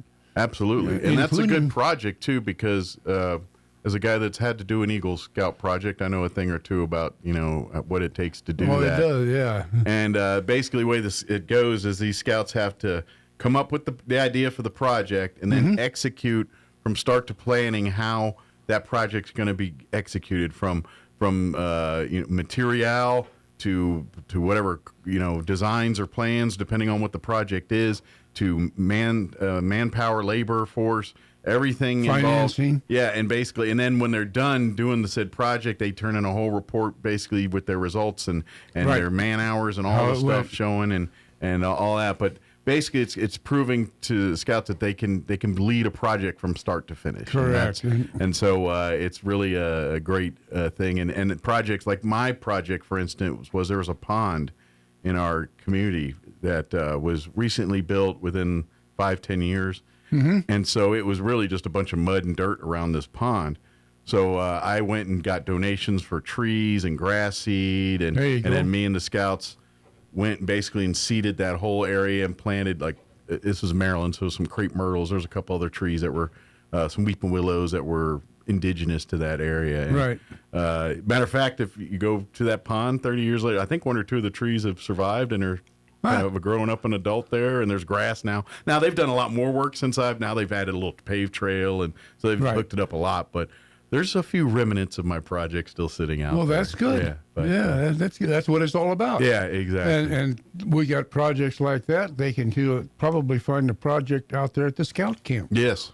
Because that really needs some work. Yeah. And the scout camp out at Bitter Lake. At Bitter Lake Scout Camp. Yeah. Yep. So, the campgrounds there. And if they want more, come to the American Legion. I got a project for I was about to say, our Legionnaire, our Legion post has got some. We're in the middle of getting a new home. Well, that and Memory Lawn. And Memory Lawn Cemetery. We want to put in use some a projects. Gold Star Family Monument. Yeah, that would be a great project. That would be a great project. Of course, that one's going to take some money and donations. Time and money and a lot of design work. Yeah, but that's a big project. But, but we would love but getting back to Bitter Lake here, there's lots of those ideas, and then of course volunteers, like you said, if you want to, and then just becoming a friend, even if you're not necessarily, well, I'm not good in service project things, but becoming a member of the Friends, your membership does help support the coverage of paying for some of these service projects. Your membership. And when people buy gifts and things out of the nature store, that's the 2 biggest ways that they raise funds for the volunteer work that happens out at the refuge. And we need to enhance our income, our donations towards Dragonfly. Yes. That we don't charge for Dragonfly at all. Yeah, it's all free. It's all free, but there is a cost to it. So we need to get donations, and that's why we have so many volunteers. That come out and help out with that. And if we can get donations for it, that's even better. In the spring, we're going to have our spring cleanup around Arbor Day. Is that it? March or April? Okay. Yeah, right when the weather gets nice. Right. Yeah. I don't remember the exact it's March, Arbor. but don't quote me. Yeah. We do a cleanup around the refuge there. Yeah. Mostly on the butterfly trail. Gotcha. So we can invite the butterflies in. Well, and this is and to be honest, part of the Friends too, you get to access things. It's stuff that maybe you don't as just a visitor get to do, and that's a perk where sometimes when they do some of the service projects, works down like cleanups and things, they'll go to parts sometimes depending on what the situation is. Yeah, where general public generally don't have access to because it's too fragile of an ecosystem in there. Yeah, we have to be really careful about that. We've got some sinkholes out on the north end, the non-access area, sinkholes around the true Bitter Lake itself. Gotcha. The ponds that you see are not Bitter Lake. They're ponds that have been fed by the underground water and the lake. They trail down through there. Gotcha. And we control that water flow depending on the season. So that's what you use to basically fill the lake or drain the lake as needed, depending on the season, like you said. On the season. And but there's projects that we do out around that lake sometimes, cleanup mostly, but they do have the birder parts. Our birder people go out there, and we've done some studies. Or not me, but the experts. The experts, the experts go out there and they've done some studies on some of the bird life around that lake. Because it's really a great place to study migration patterns and things like that. That's why you see National Geographic and various other ecological and zoological societies out there doing their thing and all that. Yep, and it's really neat. Yep, so, it is. And you might, and quite often we've volunteers are grabbed by these professionals. Come on, we need your help out here. And so absolutely, you may not be doing the scientific work per se, but you're helping out the scientific person in reaching their goal. Yeah, unfortunately, it's nature, and so there's a lot of grunt work and a lot of mud to move or a lot of water to wade through or something. Yeah, you're getting to see it firsthand, see what's going on, and so that happens. Absolutely, and the cool part is that with a lot of folks that obviously, yes, it's a nature preserve and it's there for the animals and the plants, but the thing is there is a bevy of human history that's a part of that too. Yes. With the native hunting grounds out there. They still on occasion have archaeological digs for during the native, because that's where a lot of the native buffalo hunting grounds were out there, and they'd use the land out there to kind of trap they'd drive them up against the wall on the east side of the river, and then once they're trapped in there, they could shoot them with their arrows, of course, at that time, but they could take down what they needed and for the season. And so you still see that they go out and do artifacts, but then of course, with the FDR and the New Deal era stuff, there's a lot of projects or buildings and facilities that were built during that era, which carry their own unique history in and of itself. So yes, it's predominantly nature and natural history and preserving the native and keeping the non-native out. That's the big fight there. But equally, there's people studying of human history out there as well too. So if you're just a history buff, whether it's nature or other, that Bitter Lake is got something for you too. You could spend a lot of time out there. Yeah. Just doing that.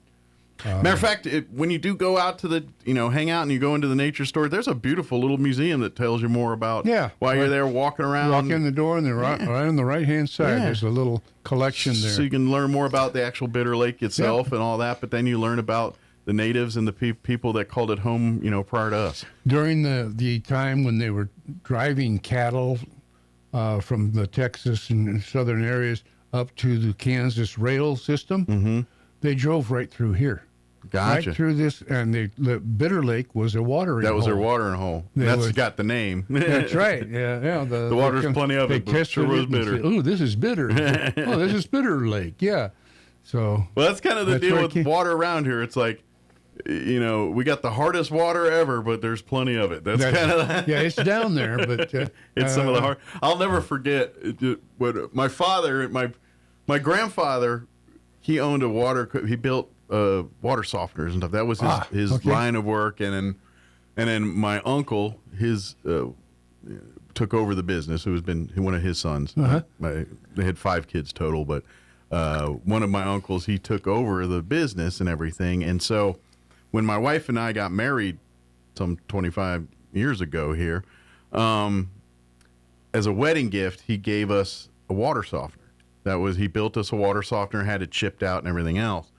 But to get it right, we had to send him a sample of our water back then, and he my God, your water's hard. He was blown away by how hard our water. Yeah, I like to say we don't drink our water; we chew it. Yeah, and of course he's from upstate New York, and so clean, pure water. I mean, that's a whole different thing. So I'll never forget. He was like, "Man, your water's hard." The thing is about getting water that comes down a river. You don't know what was upstream. Sure. What it picked up along the bear way. In the woods thing, you know, you never know. That's why they say never brush your teeth downstream. That's right. Nah, it's true. But yes, Bitter Lake is definitely full of projects and things, for human to natural and everything in between, and of course that's. For nature lovers, that's a great, like you said, we have folks that are bird lovers that like to go watch birds. And I know technology's made that a lot easier because I know there's a lot of apps and things that literally you could take pictures of birds and next thing you know, you got an encyclopedia of all that. What is this bird? Yeah. This is something, they're great. Crackle, whatever it is. Yeah, they're great.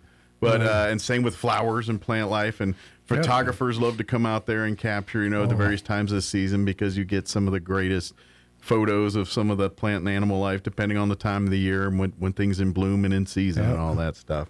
And so it's really an artist's canvas as much as it is a scientific lab to study and observe and report. But that's what Bitter Lakes. If you want to go and camp and recreate, go out to Bottomless Lakes. That's exactly what that's designed for. Right. Bitter Lake, we are there merely as guests and flies on the wall to just see life in action. Yeah, watch what's going on. Yeah. We do have, in January, we do have what is actually our annual meeting. Okay. We have 2 meetings a year. One is the annual one in January. Then we have a second meeting in about June, mid to late June or even early July, but usually June. And those two, that's our 2 members meetings. Okay. Now we have monthly meetings for the like the board. The board. But the entire membership. Right, and that's the first Wednesday of each month. Okay. For the most part, we have to adjust that. If you're a member, you're more than welcome to come. It's an open meeting. That's but right. Generally speaking, it's just the board of directors and we're just doing our business. Yeah. But if you want to come in and say hi and watch how we go through things, what we do, you're more than welcome out here at Roadrunner Trailer Park. Usually at 6 o'clock on that first Wednesday of each month. But our annual meeting in January is going to be January 31st. Okay. The last Saturday of the month. Okay. Now, is that going to be out at the Refuge? Yes. That will be at the Refuge in the nature store. Yeah. And it will be a potluck. It's a good time to join the membership if you'd like. Meet some of your fellow correct nature enthusiasts. Yeah. And if you want to bring out a dish to enhance our potluck, that's fine too. Absolutely.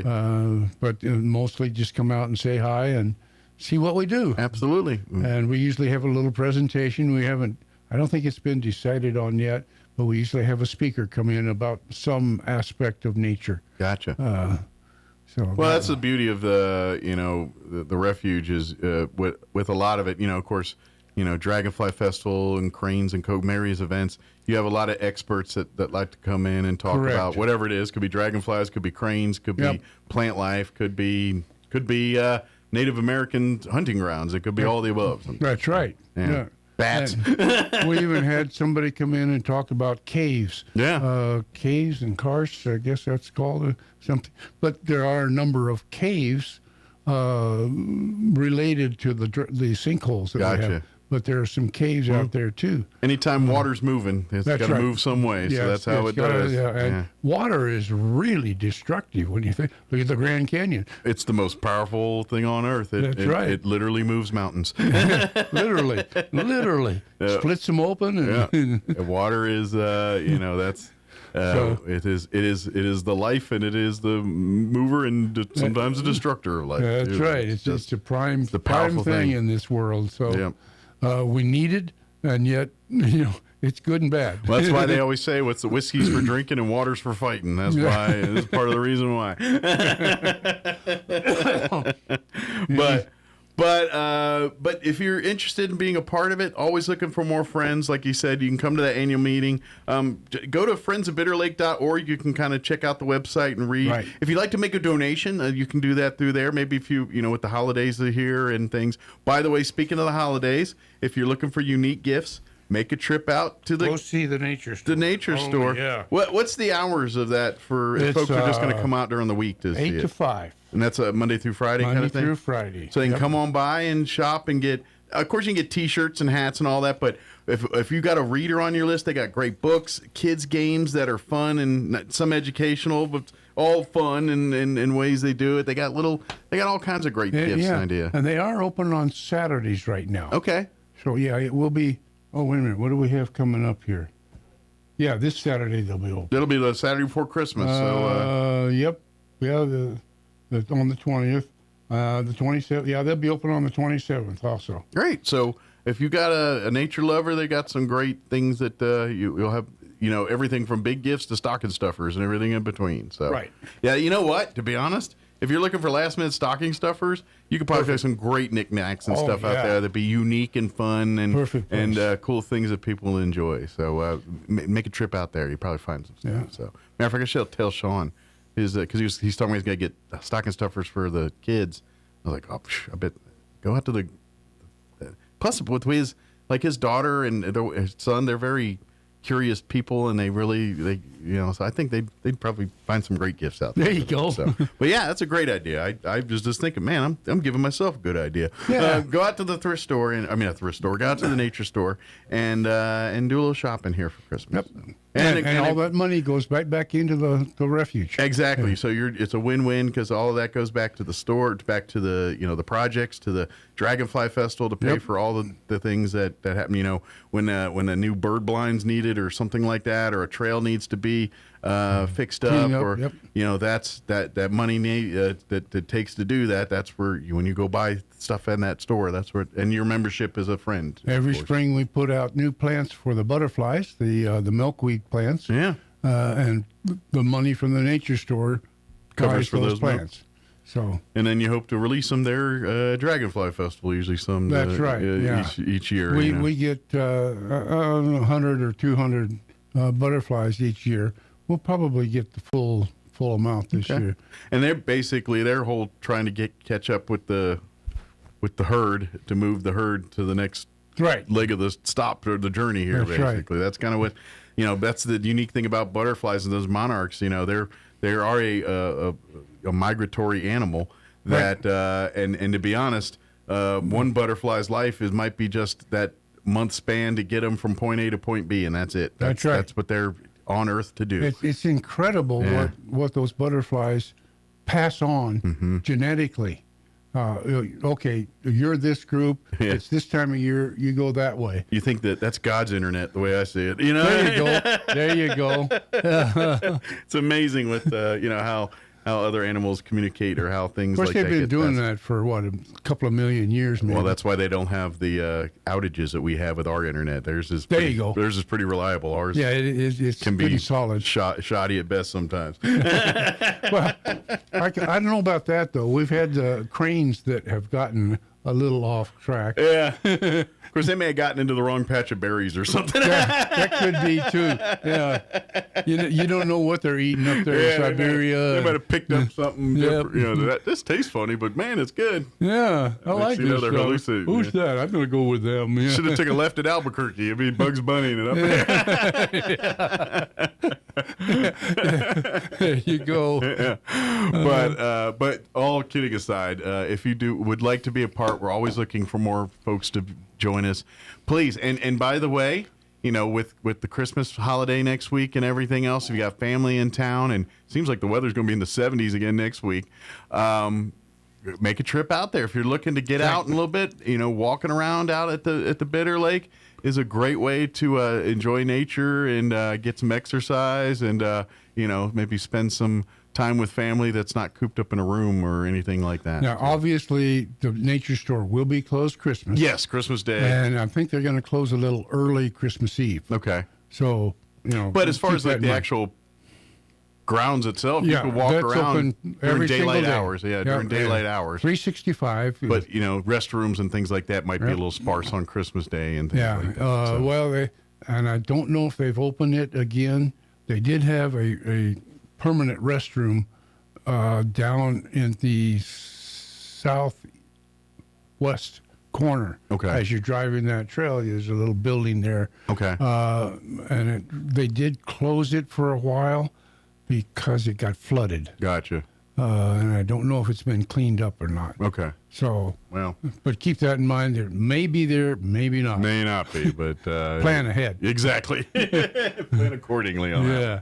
But so just another, if you're looking for an idea to get folks out the house during the holidays here, Bitter Lake Wildlife Refuge is a great place to enjoy some nature. And this is a good time. Weather like we're having now, it's a good time to go out there. Yeah, normal Christmas may not be the best idea, but with being in the 70s this week, it's That's right. probably a fine time to go walking around out there. And the earlier you can get there, the more likely you are to see wildlife. Yeah. They generally start of the day and end of the day kind of people out there. They're the ones out and about during that time. They get out early so that they can find food. Yep. And then they go back to stay out of the heat of the day or the weather for. Although that they day. might be sunning on the porch this week. This week. Who knows? They might. Nice too. They have to hunker down because of the temperatures. Because it's still warm.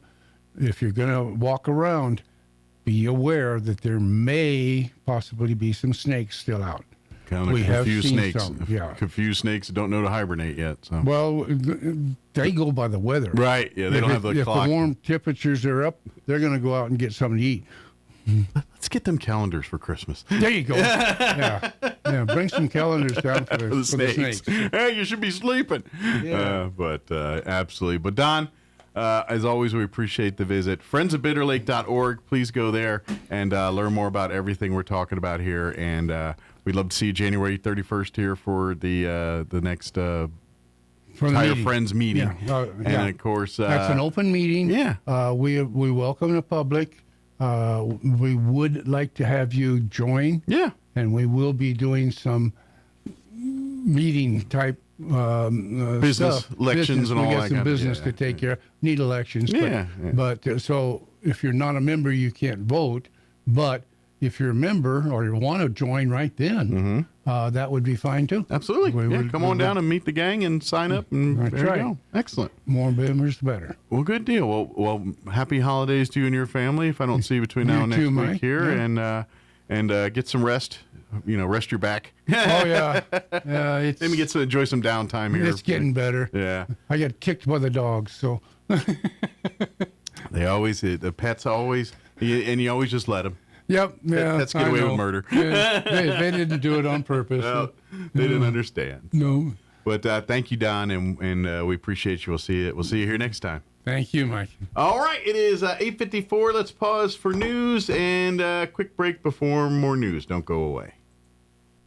Now for a Pecos Valley news update. For the first time since its inception, Rio Rancho Public Schools will have a new superintendent. Dr. Robert Dodd was selected during a special Rio Rancho Public Schools Board of Education meeting on Wednesday. Currently, Dodd serves as the Director of School Leadership and Improvement for Montgomery County Public Schools in Maryland. Dodd will assume his new role next March. He will replace Dr. V. Sue Cleveland, the only superintendent in the district's history. She's retiring after 3 decades in the position. One of northern New Mexico's largest cities is finally seeing the opening of a new crossing over the Animas River, cutting drive time for a growing area. It's a sign of something new that Farmington drivers are happy to see. For decades, Farmington's city center had just one bridge connecting both sides of the community over the Animas River. The city is now opening a second bridge. This project will provide connectivity in a region that's growing, said Rhonda Lopez, District 5 engineer, New Mexico Department of Transportation. Now you're up to date. I'm Sandy Connor. It's time for the Chavez County Sports Report. Hey, we want to wish congratulations to the boys soccer players that were picked All-State. Now, right when the season ended, we told you about the All-Star seniors that were picked. This is All-State, all classifications. And Class 3A, NMMI had 5 selections, 2 first-teamers. Luis Rodriguez Valencia, senior forward who had 8 goals on the season. Daniel Dos Montes Urbina, a junior midfielder, he had 10 goals on the season. For the second team, Grantland Grant picked as a junior defenseman, Rudolfo Anaya, a junior goalie, and Wagner Morado Cunha, a junior midfielder. He had 17 goals on the season. Congratulations also to Roswell's Jose Gonzalez, 5A second team at forward. He was a senior, and Angel de los Reyes from Goddard, a senior goalie, second team selection for 4A. The sports report brought to you by DSI. Call DSI for all your office technology needs. I'm Eric Butler at Roswell's Talk FM 106.5. Wrapping up a discussion of the traits that should be seen in the followers of Jesus, Paul writes to the Colossians saying this: "Let the peace of Christ rule in your hearts, since as members of one body you were called to peace, and be thankful. Let the message of Christ dwell among you richly as you teach and admonish one another with all wisdom through psalms, hymns, and songs from the Spirit, singing to God with gratitude in your hearts. And whatever you do, whether in word or deed, do it all in the name of the Lord Jesus, giving thanks to God the Father through him." Notice that 3 times Paul tells the reader to exhibit thankfulness or gratitude. He ties being thankful to peace. Doesn't that make perfect sense? If you're being thankful or expressing gratitude for a person or situation, you don't usually have time to feel the need to cause all kinds of problems. During this season, when emotions can sometimes run high, take time to be thankful for your blessings and show gratitude to God and the people who bless your life in both big and small ways. Join us at the Country Club Road Church of Christ for worship at 10 a.m. on Sunday. Located on the corner of Country Club and Washington in Roswell. Happy Honda Days are here. A great new ride and just in time for the best deal of the year. Get 4.99% APR for 60 months on 2025 Honda Pilot EXL. 3.99% for 60 months on 2026 CR-V Sport Hybrid. Or 2.99% for 60 months on 2025 Honda Accord Hybrid EXL. Plus, own a 2026 Honda Civic Hybrid Sport Hatchback in as little as 48 months at 4.49%. Happy Honda Days on now at Roswell Honda. 2177 West 2nd. Get a built-in look with a Whirlpool flush mount dishwasher that installs flush with the surrounding cabinets at Bush Appliance in Roswell. A third rack provides space for silverware and hard-to-fit utensils. Plus, this dishwasher meets ADA standards for acceptable design. Shop Whirlpool dishwashers today at Bush Appliance in Roswell. Who you gonna call? Bush Appliance. Stop by 111 West Country Club Road in Roswell or call 575-622-6390. At Martine's Capital Cafe, come in and enjoy a delicious variety for breakfast, lunch, or dinner. Try our burritos, huevos rancheros, asado, chorizo, sausage, flantas, fajitas, chili rellenos, quesadillas, enchiladas, sopapillas, and don't forget their award-winning green chili cheeseburger and so much more. Everything is prepared with the finest and freshest ingredients. Martine's Capital Cafe.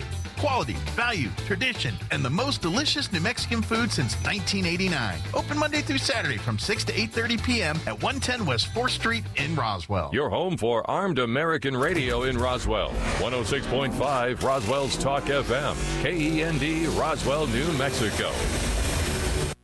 And we're closing in on 9 o'clock. Town Hall News is up next. We'll have the folks from the DA's office join us. Haven't had a chance to take a gander who got in here. I heard voices, but they're here. So they'll chit-chat with us next hour. You're listening to 106.5 Roswell's Talk FM, KEND, or Roswell, New Mexico.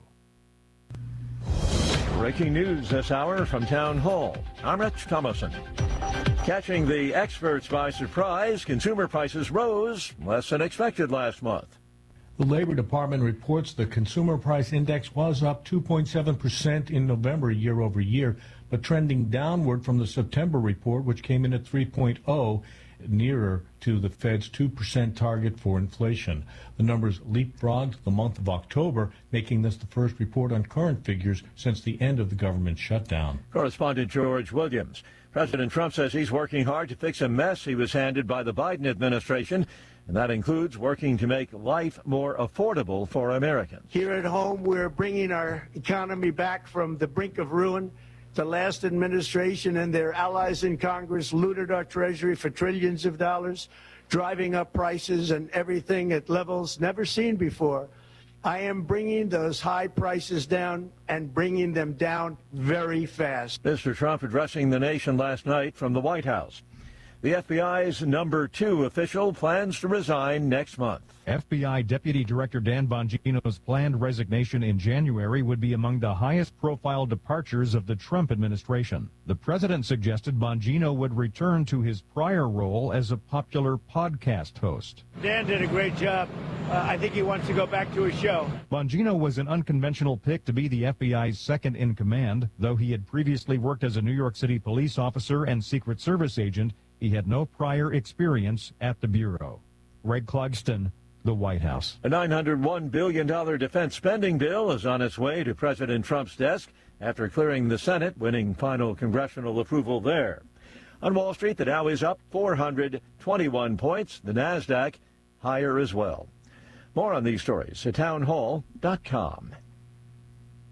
Wesley Financial Group is not a law firm. Ask yourself this question. Is it really worth holding on to that timeshare that you know you need to get rid of? Here's the truth. The average maintenance fee just went up over 17%. That could have been 117%, and there's nothing you can do about it. When you buy a timeshare, you give them a blank check for annual maintenance and assessment fees. I'm Chuck McDowell, founder of Wesley Financial Group. For 15 years, I've helped over 50,000 families cancel their timeshare. Not sell it, not transfer it, cancel it. Did you buy a timeshare because they told you it was a great investment and your maintenance fees would never go up? That's a lie. Are you ready to get rid of your timeshare once and for all? Simply call us and I'll send you our timeshare exit kit that explains all your options for cancellation. Call Wesley now for your timeshare exit kit. 800-366-6161. That's 800-366-6161. 800-366-6161.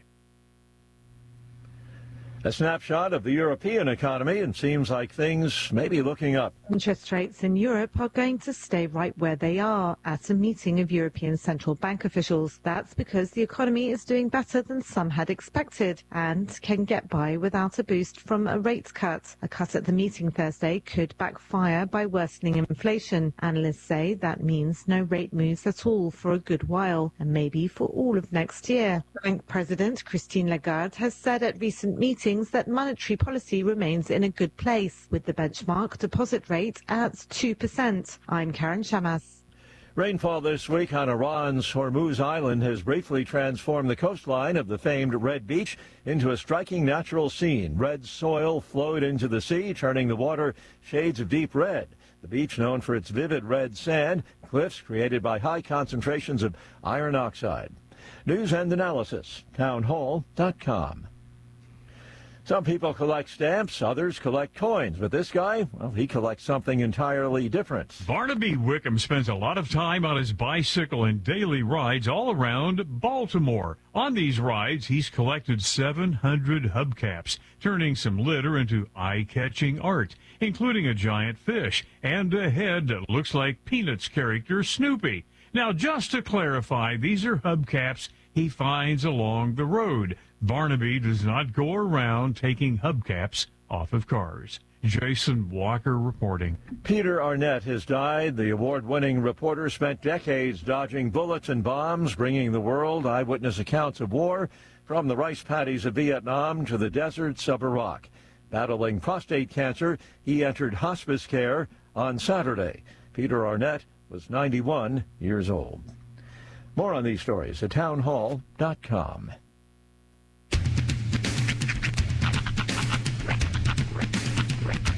What in the wide, wide world of sports is going on here?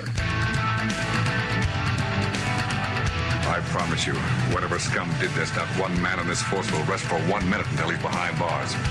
Now let's grab a bite to eat. Yeah, come on. I feel the hot wind on my shoulder and the touch of a world that is older. I hit the switch and check the number.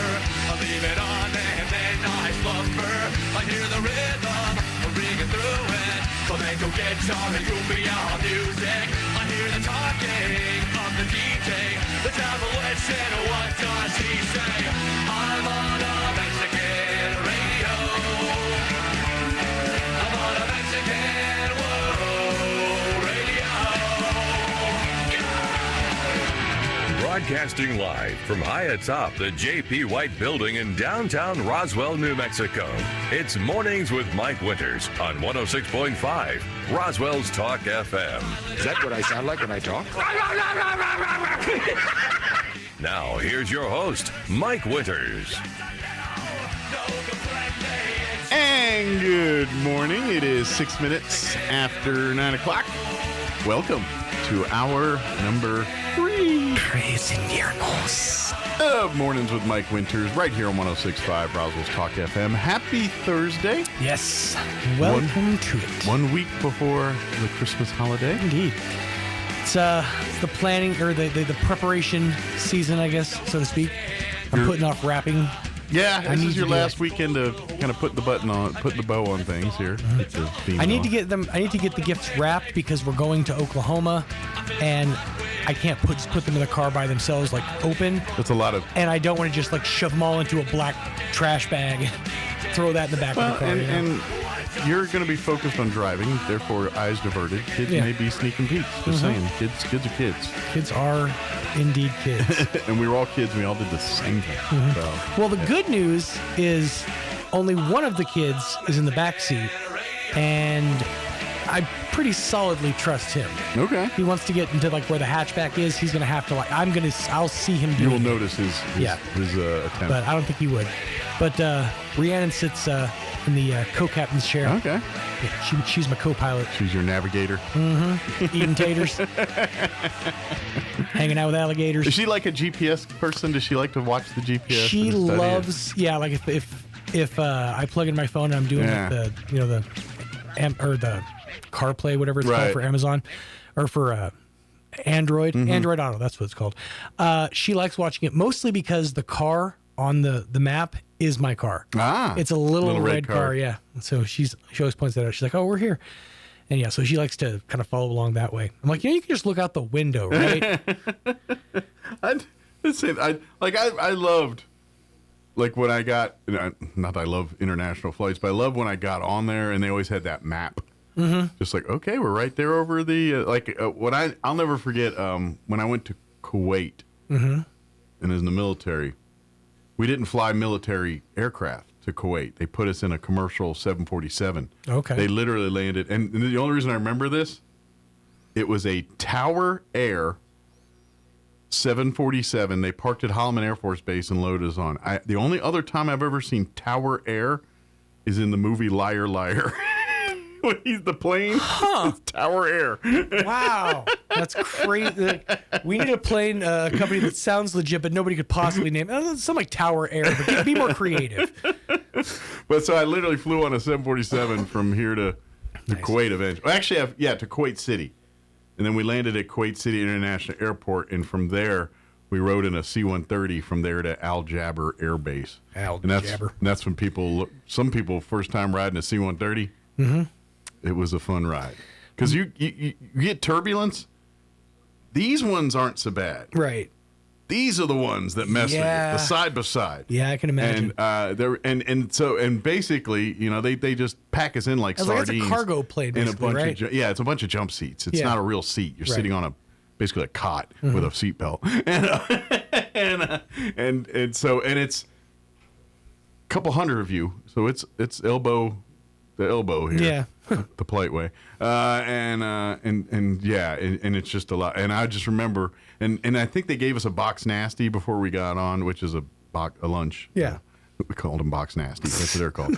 And so you had and so people were trying to actually eat that thing while the plane's doing it. Talking with you is kind of like if you ever had a conversation with somebody whose Spanish is their first language, and sometimes they'll slip into it without noticing. Yeah, that's kind of like what it is talking to you. You're like, okay, that's what it means. Yeah, I forget. You have to kind of like stop and box nest. It's got to be like an MRE or a box lunch. Yeah, I had to. Yeah, I'd imagine the Dramamine and the barf bags were flowing freely on that flight. There were some peakish people on that plane. Thank God it was a short flight. It was only like a 30, 40-minute flight. So I remember the only time I've ever flown commercially, actually the only time to that point and since, was when we went to Romania. And so the flight was nonstop from Denver to Frankfurt, Germany. It was from Albuquerque to Denver to Frankfurt, Germany, and Germany to Bucharest. I remember the one like crystallized memory I have is opening the window, because I had a window seat, opening the window of the plane right as we were flying over, I think it was Greenland. Mm-hmm. And what was crazy about it was like you could see the waves flowing, and then all of a sudden it was just shell. It was like ice, and then just all the way inland. And I've never seen that transition from water to ice like that before. And so that's that crystallizing memory of like flying over and then seeing like the demarcation of like, here's where the continent or the country begins and here's where it ends. Yeah. It's kind of neat, huh? It's crazy. That was a very weird experience. It's a neat view up there. It really is. But yeah, bird's eye view is always a fun time. Well, that's the problem with military aircraft is not a lot of them have windows. Yeah. Like the jump seats, but that Tower Air, that's what we flew. And the part that stunk about that was we were in uniform. So since we weren't military aircraft, we had to land in civilian. We didn't land in military bases or nothing. So literally, we went from Holloman Air Force Base to New York City, JFK Airport. We landed there, couldn't get out because we're in uniform. They wouldn't let us off the plane. Right. Then from there, we flew across the pond and landed in Paris, and they would let us out of Paris, and then we went from Paris. Were there facilities on board? Yes. Okay, because I would imagine this sounds like a torture flight. Yes. If not. And so we sat on the tarmac at Paris, and then we went from Paris to where'd we go from there? I think our next was what's the name of the Middle Eastern country that's kind of where you can drink and stuff? Shoot, it just went right out of my head. No, it's the one where Michael Jackson went to party and all that. Whatever that. I just went right. We landed there, and they let us out of the plane, but not off the tarmac. So they let us physically get out of the plane, walk about 300 yards, and stand there and watch them refuel the plane. And then we got back in the plane, and then we went from there to Kuwait City. Okay. And then we landed in Kuwait City International Airport. They stuck us in a hangar where we sat in a hangar for a couple hours, sleeping on our rucksacks and all that. And then they put us on the C-130 and then took us to Al Jaber Air Base, where we spent the next several months living in a nice air-conditioned tent. Nice. So it's always a pleasant surprise when you get there. Like, a tent? Oh, air conditioning. You said. It wasn't bad actually. To be as far as deployed living quarters, my ones in Kuwait were the nicest. See, and that's that time period that you described, that you talk about, that's what I always pictured was like, in like all those like Vietnam movies, they just show them like all hanging out around the tent. Yeah. Like, half of them shirtless, usually like learning how to box or play cards or whatever. I just pictured that was like you for 6 months. That was more Italy. Yeah. Italy was very open like that. Where in Kuwait, they had these air conditioned tubes going through it, and then you actually had little rooms that were just made out of sheets, so there weren't like walls or nothing. But in theory, I had my own little room that was, to be honest, a little bit bigger than this table. Oh. Okay. Wow. Okay. But in that, I had an actual bed. Like they built like and the bed was built where there were shelves. Okay. So it had like dresser drawers. Nice. So I could unpack. I mean, it was pretty. It was like almost just a canvas college dorm, right. Kind of. Now, granted, I had to go walk down to the trailer to do my ablutions, but that was. Now, when I got to Italy, we were just in an open GP medium, which is not the biggest tent. It's one of the medium one, hence the name GP medium. Makes sense. And so there was about 12 of us in there, and it was all open, like you're thinking, Full Metal Jacket style with all. That's how there was a big potbelly stove in the middle for warmth because we got there in the winter, and so that was pretty much the gist of it, and it reeked of BO and butt pretty much 24/7. Nice. a real time to be alive. I realized about 7 minutes ago, I'm like, oh boy, I set Granddad off on some of his stories again. I'll shut up now. No, it's funny. You never know what the trigger is going to be. So it's always kind of interesting to see how we get there. I love the stories. I think they're fascinating, but it's just funny to see what it is that triggers it. Well, it was nice at the beginning because it was so cold out that, and because we're in Italy, we could drink. So we could walk up to the Class 6 and get beer. And there was no refrigerators, but it was cold enough out. So the tent we just kicked out to the back, and we just laid our beverages back there, and that was like our own little personal refrigerator back There's there. a TikTok going around about it's like a lady who's like snowed in, so she opens her door and she just puts a bottle of wine in the snow. That's kind of how it was until about springtime. Then we lost that luxury around April. We kind of lost that. But for the first couple months, it was kind of nice. Frosty beverages, it was good. Then they were like, of course, Germany and Italy, they drink that warm beer. Yeah, they like it hot or warm. It's like, what? I had that there. They actually put on the stove we had there, and it had wheat floating in it. I'm like, this is disgusting. This is not enjoyable. It's Germany. They do that on purpose. Then they try to judge you like you're not a. The sorrow is baked in Germany. Yeah, forget about it. We have our. I didn't catch. I think I heard Justin's voice. I did not catch it was Diana, the other voice. I heard another voice. But we have folks from the District Attorney's Office joining us here in just a few.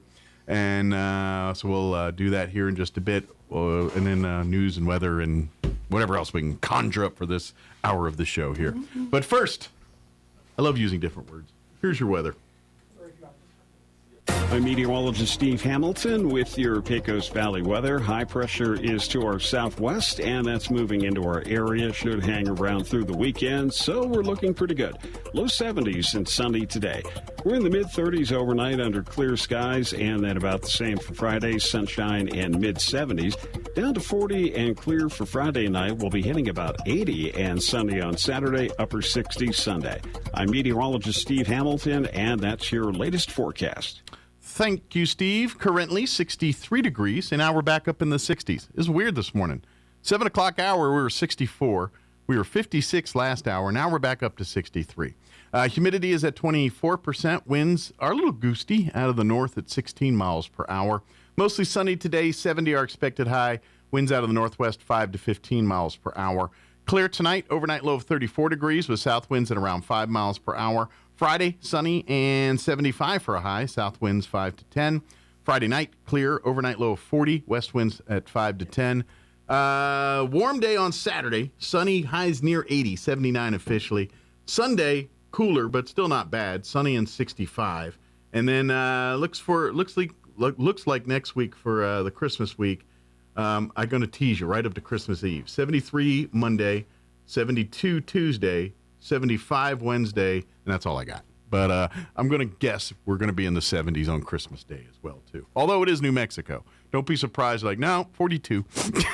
42 and maybe a chance of some freezing something or another. So. But I'm going to guess we'll be pleasant and dry and warm on Christmas Day as well. All right, 9:18, we're going to take about a 3.5 minute break, and then we will talk with Diana Luce and Justin Dominguez from the District Attorney's Office. Don't go away. Get away and save during the Hyundai Getaway Sales Event at Roswell Hyundai. Now through the end of the year, get 0% APR for 60 months on new Hyundai Tucsons, Tucson Hybrids, Santa Fe's, and Santa Fe Hybrids. But that's not all. Now through the end of the year at Roswell Hyundai, get no payments for 90 days. Don't forget that every new Hyundai comes with Hyundai Assurance, so you can buy with confidence. So before you get away, get to the Hyundai Getaway Sales Event on now at Roswell Hyundai, 1909 West 2nd. Artesia General Hospital presents expert tips for a healthier cold weather season. As temperatures drop, your risk for seasonal illness rises, but small daily habits can protect you. First, strengthen your immunity. Get your annual flu vaccination and keep hands clean. Second, maintain balanced nutrition. Enjoy holiday meals, but focus on vegetables, lean proteins, and mindful portions. Third, protect your skin. Heated indoor air pulls moisture away from your body. Apply moisturizer twice a day and stay well hydrated. Healthy routines don't need to be complicated, just consistent. These healthy living reminders are brought to you by Artesia General Hospital, ready to take care of you and your family. Jennifer here at Trustmark Roofing and Windows. And did you know that we get a bunch of service calls per year from people who didn't even hire us? That means they originally hired someone else to replace their roof, windows, or gutters. Then later, when a problem popped up, they tried to call their contractor back to help, only to find out that the contractor has ceased to exist. They're gone, done, out of state, out of business. At Trustmark Roofing and Windows, we have serviced southeastern New Mexico for 20 years. As a second-generation contractor, we have serviced our area through many major hail and windstorms. We have customers who are the kids of customers that we've serviced many years ago. We will be here when you need us, period. For roofing, gutters, or windows, visit trustmarkroofing.org or call Trustmark Roofing and Windows 575-755-ROOF. That's 575-755-7663. Trustmark Roofing, we put people first.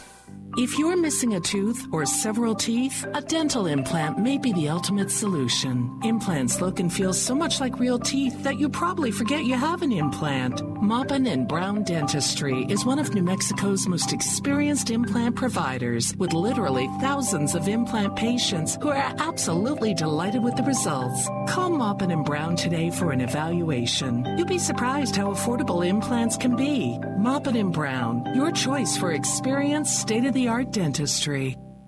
Happy Honda Days are here. A great new ride and just in time for the best deal of the year. Get 4.99% APR for 60 months on 2025 Honda Pilot EXL. 3.99% for 60 months on 2026 CR-V Sport Hybrid. Or 2.99% for 60 months on 2025 Honda Accord Hybrid EXL. Plus, own a 2026 Honda Civic Hybrid Sport Hatchback in as little as 48 months at 4.49%. Happy Honda Days on now at Roswell Honda. 2177 West 2nd. You can't hunt camels in Arizona, but you can buy them.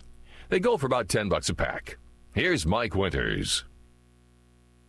And good morning. It is 22 minutes after 9 o'clock, and joining us in studio this morning from District Attorney's Office, of course, our District Attorney, Diana Luce, back with us. Good morning. Good morning. And, of course, lead investigator Justin Dominguez back as well. Good morning. Good morning. Well, first off, I guess Merry Christmas, Happy Holidays. Merry Christmas. And, Merry Christmas. Is it? So I'm kind of curious, is it like...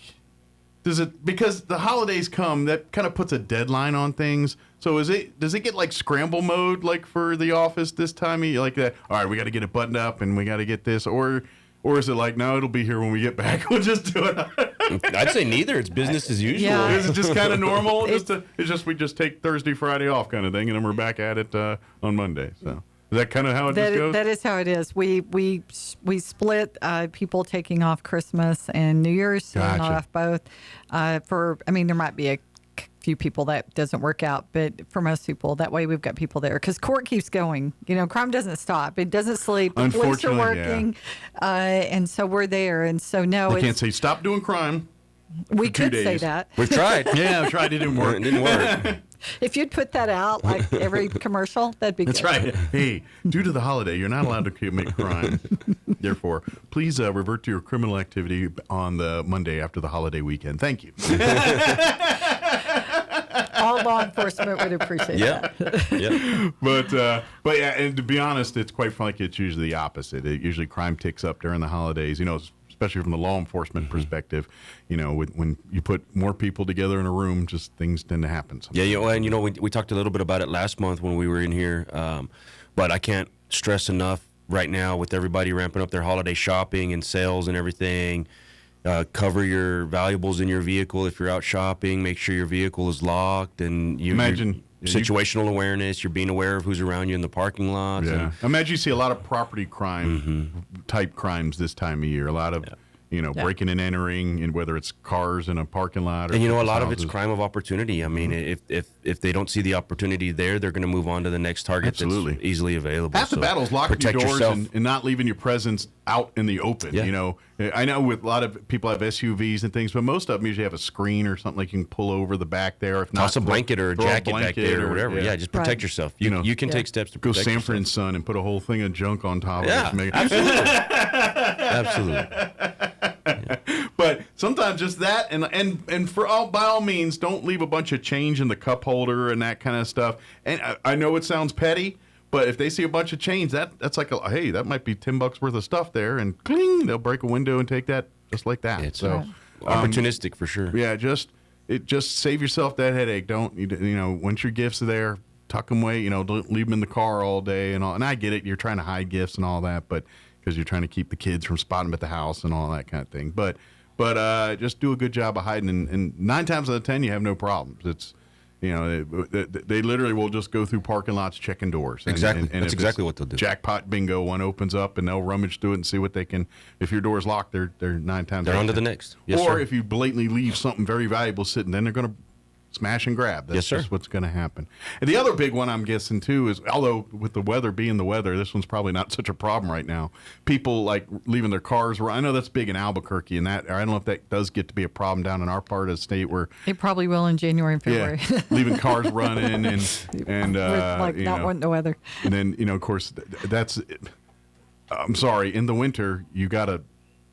Evaporative stuff coming out the back tailpipe. It's a dead giveaway. You're sitting. They literally go up the street and they see the smokers. I guess is the term I hear the cops call them smokers. There's a smoker. They'll go and check it and steal it, and very easily done. So unless you got like the technology of the remote start and you can keep the doors locked and everything while you're doing the house, don't try that.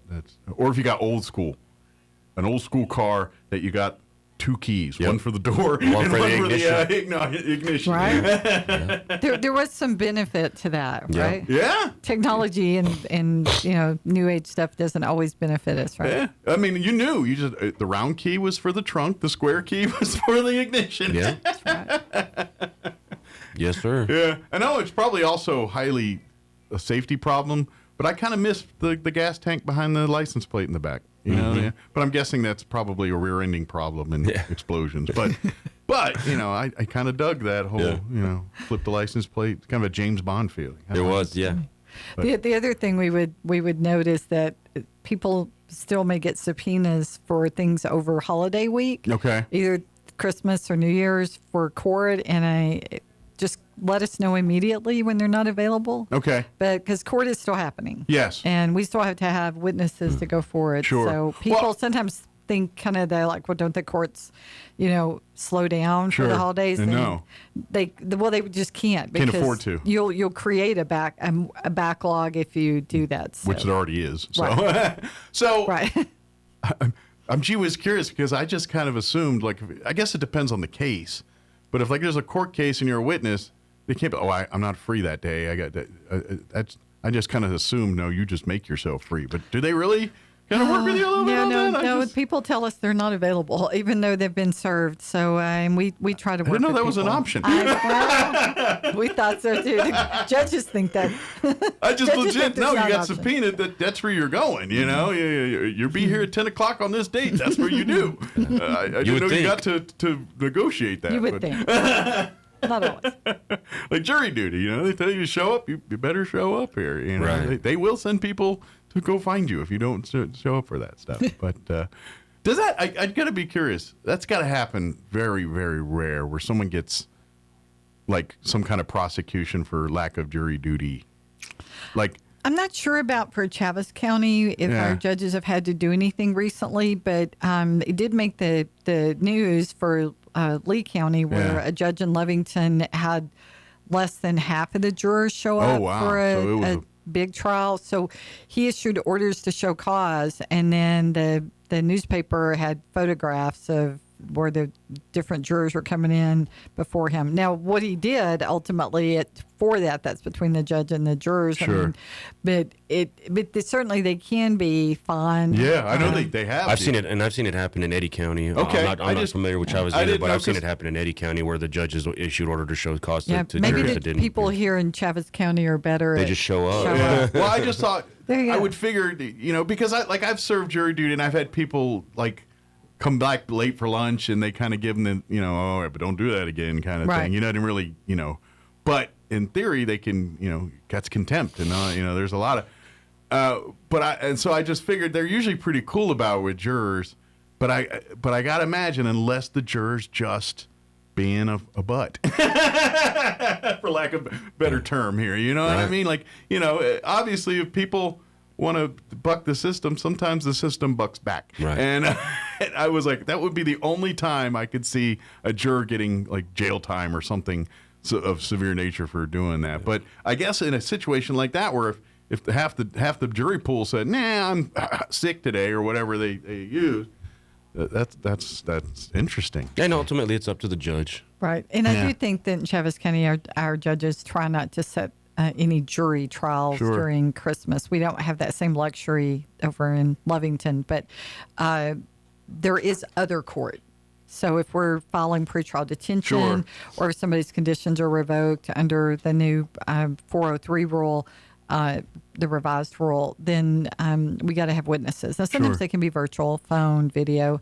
Sometimes they have to be in person. It just depends. So we just say, call us. We'll try to work with you the best we can. Sure. And generally speaking, and this is kind of part of how the sausage is made.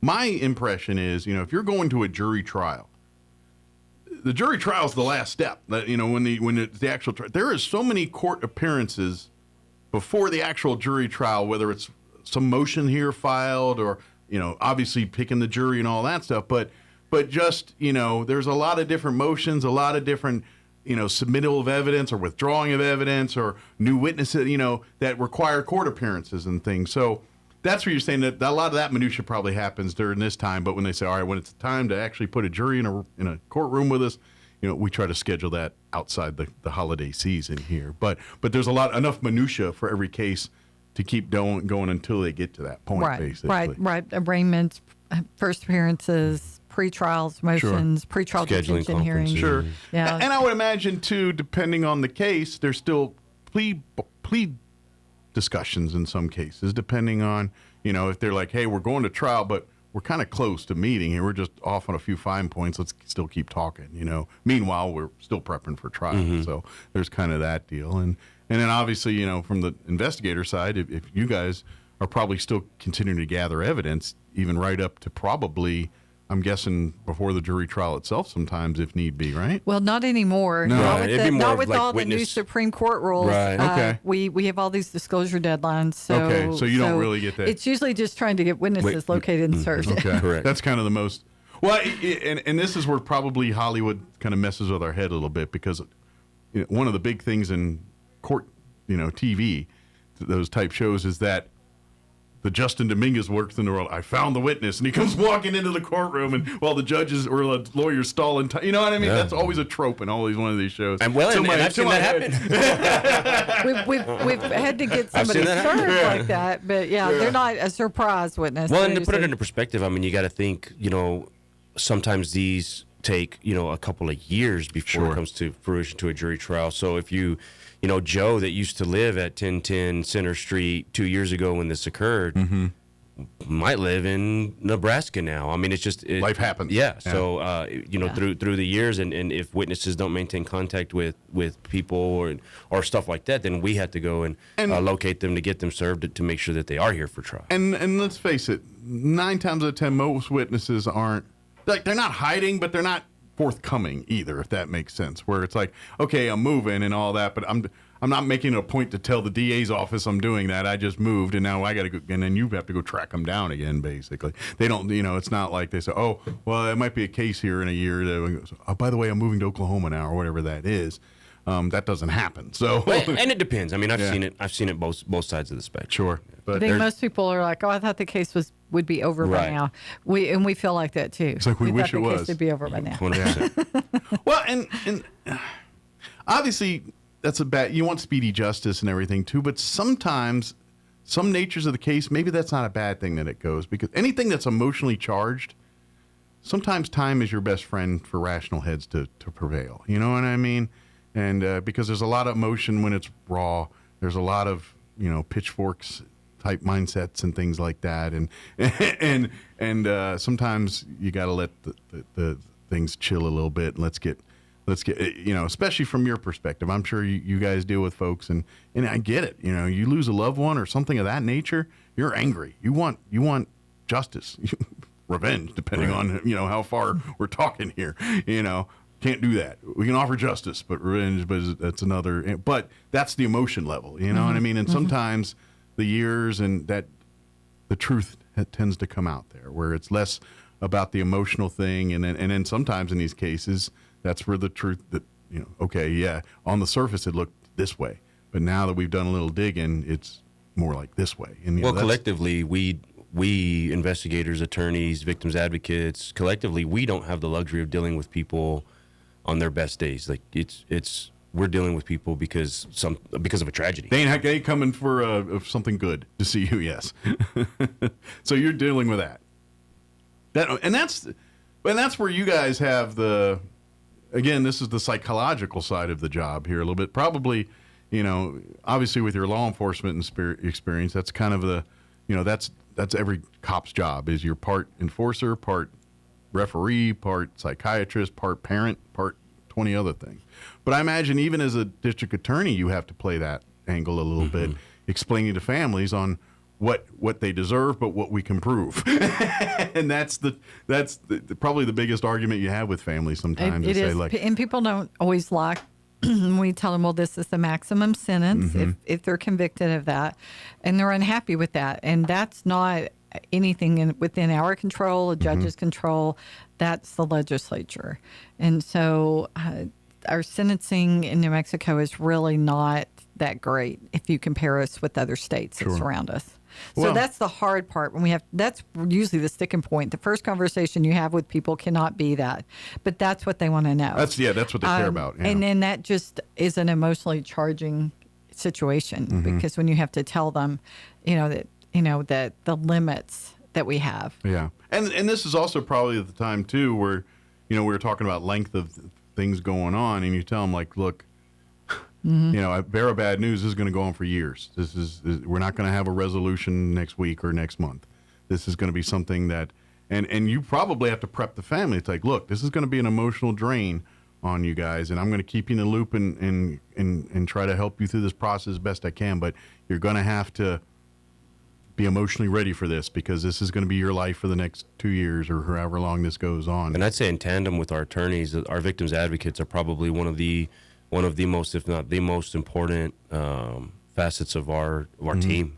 I mean, they are constantly talking with the families and easing them into these conversations, and taking it, a step further once the attorneys do explain something to them, as being that liaison between the family and our agency to be there and hold the family's hand, literally hold their hand and walk them through the process and talk them through the process and inform them of the resources that are available. And so, working in tandem with our attorneys, they have got to be one of, if not the most important facets of our agency. Absolutely. Well, and this is the DA dogs. This is why we sing the praises of these DA dogs. That's one of the most valuable tools that's kind of in your tool belt here, that allows these things to happen that you're talking about here. And this is the other thing you deal with, because at the end of the day, we were talking about why court's not shutting down next week and all that, because there's an immense amount of caseloads, and there's only so many assistant DAs and investigators in the room here to do all this. Each one of your deputy DAs probably have, I don't know, I don't want to even guess a number, but many cases on their docket. I don't know if it's dozens or hundreds. I don't know. I don't want to speculate that number and be way off. It's hundreds. It's over 200 for every attorney. Some of our attorneys are over 300. And guess what? Every victim in every one of these cases, it's the most important thing in their world. Sure. And you guys do an amazing job, a difficult job of juggling. Look, I got 300 cases, but every one of them are the most important thing in these 300 different families. And I can't undervalue that. And like just because and this is, you guys see this over and over again, and it, murder case or property, whatever the violent cases are, at the end of the day, this is the most just the worst thing that happened in their life. You can't undersell, like when you talk to them and you kind of matter-of-factly talk about these things, which in your world, unfortunately, that's kind of the way it is. You can't present that. And so that's the balance that is probably one of the more difficult aspects of the job, is like saying, but it's like, look, I really do care, but I see so much of this that it's, the shock value's is gone off me a little. Yeah. You know what I mean? Well, and it's not just that. I think we all learn to compartmentalize things, because we have to. We do carry the tragedy that we see, and we live with families, but we also have to do some kind of self-protection, because we all have to continue to do this job and not burn out and not say, I can't do it anymore tomorrow. And our advocates really take that on. They take on the brunt of that. And that's why our dogs, and so I wanted to kind of do a in memoriam. Max was the dog that Janetta Hicks had as district attorney. That was one of the OG original DA dogs. He passed recently. We lost. How old was Max? So, don't get me in trouble. Really, you're going to ask me that? I'm going to guess. It's not like women, no, right? I don't remember. I'm guessing around 14 or so. That's usually about the lifespan of a dog around that age. I'm just wondering if I've been DA since 2015, so it was way before that. But, I was just curious. But it's just their family does. Absolutely. Right? And so for all of us, we still had the sister to Max, Mackenzie. Mackenzie's retired, but still She's over in living Hobbs. A fruitful life and with her handler, that has the new dog Tina at the office. So they were able to get them together for a little short visit on his last few days. Oh, okay. But yeah, their family does. Absolutely. So they not only benefit the public, that people that come they in. are your mental health as well. They are our mental health, and they are part of our family. And how's so, Beaumont doing? Because I think Beaumont just recently kind of Beaumont's still working. But okay, he's I thought they were about retired. to retire. He's almost about retired. To live the life of leisure. So now. yeah, I think he may be starting tomorrow. I'm probably on vacation for a week because I think Gina's out for Christmas. Nice. I just got this image of do we get a Beaumont. day off, right? When's the day Beaumont off? kicking back like this on a lawn chair with some drink with umbrellas. Yeah. He's on a dog bed or a couch, going, "Do we get treats?" You want to spoil a dog? I don't. And I wish years ago, I had my sister and they lived up in Rio Rancho and they had a dog spa up there, and because of the nature we were going for Thanksgiving and we couldn't bring our dog over because they had big dogs. It was just, so we brought our dog up for a weekend and it was literally a dog spa. And they had Tempur-Pedic beds for the dog. Oh, wow. Oh, wow. You could get massages. They literally had some kind of grotto almost with pools and rocks and things the dogs can walk around and play and all this other stuff. And that's the one and only time I went to pick up my dog and my dog didn't want to leave. Yeah. The dog was happy to see me, but then turned around and went I'll see you guys later. Went back in there. But that's a positive, right? Yeah. There's So- a place your dog was safe and happy. I was going to say, There you maybe we need to research this place, and maybe that's where Beaumont and some of these guys, they can do a vacation. 'Cause I'm- We'll bring Gina on the show and you can tell see if me. we can, because I hope that place is still around, because I'm like, wait a minute, can humans do it? Because I was looking, I mean, short of the food, I'm kind of down for some of this stuff. Food looks terrible, but If we can't take our court facility dogs there, they wouldn't want to come to I'm work. about to say they might be like, wait a minute, this is what the other half lives, and I've been working now. I've been working. You've been taking me all these places. But and here's something while we're talking about that. If you want to do something to give back and be a part, one of the ways is support the district attorney dog program. The DA dog program, unfortunately, receives no outside funding other than private entities and the generosity of folks like you. That's the only way this program exists. Thanks to your office and folks supporting and doing. But as far as finances for this, there's no legislative funding, nothing in the budget for these dogs. Correct. So first off, blow up your legislators, tell them to fund this. That's part one. Part two is support. We had the golf tournament here back in October, I believe. That's one of the big fundraisers, but they're always looking for money. You can always, I know during the holidays, usually G&M are selling salsas and things to help For probably offset costs. Super Bowl, right? Yeah, Super Bowl time they'll be do about salsa. Yeah, but they'll always take a donation. It doesn't Exactly. matter. Any amount is great. The DA Dog Foundation handles all that. They take in all the fundraising proceeds and absolutely. And I know we are getting at the end of the year, and people like to take care of the tax thing and all that. And if you're looking for a place that could use your money, call the DA's office and say, hey, I heard about that DA dog thing. I'd like to cut a check. How do I do that? And they'll be happy to tell you how to do that. Yes. Absolutely. be especially grateful. Absolutely. Yeah. And it just is such a great program because these dogs, and by the way, it is immensely expensive to train one of these dogs to serve as a DA dog. They go through several years, I believe, of training before they even come to your guys' home here. And so, and then once they're here, they, depending on the health and everything, but probably 8 to 10 years of service on the dog before they put them to go hang out at Club Med there with the drinks and all that. Yeah. But and so it's but it is immensely expensive, the training program, to put these animals through that, and the cost involved in doing that is quite expensive. That's why we need your support. That's why we ask you to whack the ball in October and buy salsa and make donations too. Like, of course, usually like fair season, you'll see Gina has the dogs out to visit and stuff. Occasionally, you'll see them at other events and things. I know they'll make appearances at different library and things like they that. go to reading at the library, and Yeah. any requests that they get, they try to accommodate. But They got side gigs. yeah, they go to the police department every week, and when they're asked, they'll go to schools. Yeah, but they have been such a great tool for yourself and your other deputy and investigators to really make people comfortable to share things that are tough to do, and that's what these dogs are about. They help witnesses feel like there's a sense of normalcy in a very not normal moment. And I don't care what you say, it's really hard to be sad when there's a dog just resting their head on your lap, giving you the puppy dog eyes, and you're just wanting to pet. You know what I mean? You're in a bad place, but that brings that moment of humanity and love, and just it peels a few layers of the onion. That's just what it does. And it really helps bring calm in what can be a chaotic moment for folks.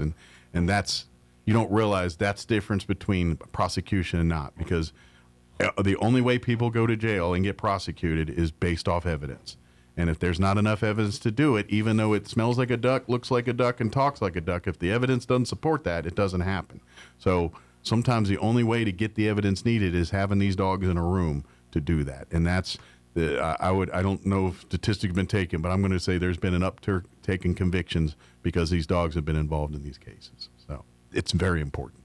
It is very important, and even if the case can't go forward, if there's a case we can't file, we still use our dogs to meet with people and to help them get through the process. And like I say, sometimes it's just the families of a victim in a homicide case. It just helps them sit through a trial, helps them sit through a sentencing, process their emotions. Right. Yeah. It's just a way to help them keep calm. It's kind of like to get through it. Like if someone has like prayer beads or something like that, something that they're using to kind of get. Sometimes that's what the dog serves as, is that something to stroke, something to keep me sane in that moment or keep me going. It's such a. And by the way, too, like you said, these dogs do like the shooting in Texas, the Uvalde. Uvalde. That's I kept wanting to say Valdosta. I'm like, no, that's not right. Uvalde. That's in Georgia. Our DA dogs went there to help serve and help families and things. So they do go on the road on occasion when there's bigger tragedy situations. In El Paso like for that shooting that happened in El Paso at the mall. Yeah. Excuse me. Those they were dogs- requested by the FBI over there to go help. So even the feds, which, by the way, if the feds need them that much, let's get some federal funding, too, while we're at it. Well, and the feds do have their own dogs, but our program with Gina Yeager running the program is nationally known.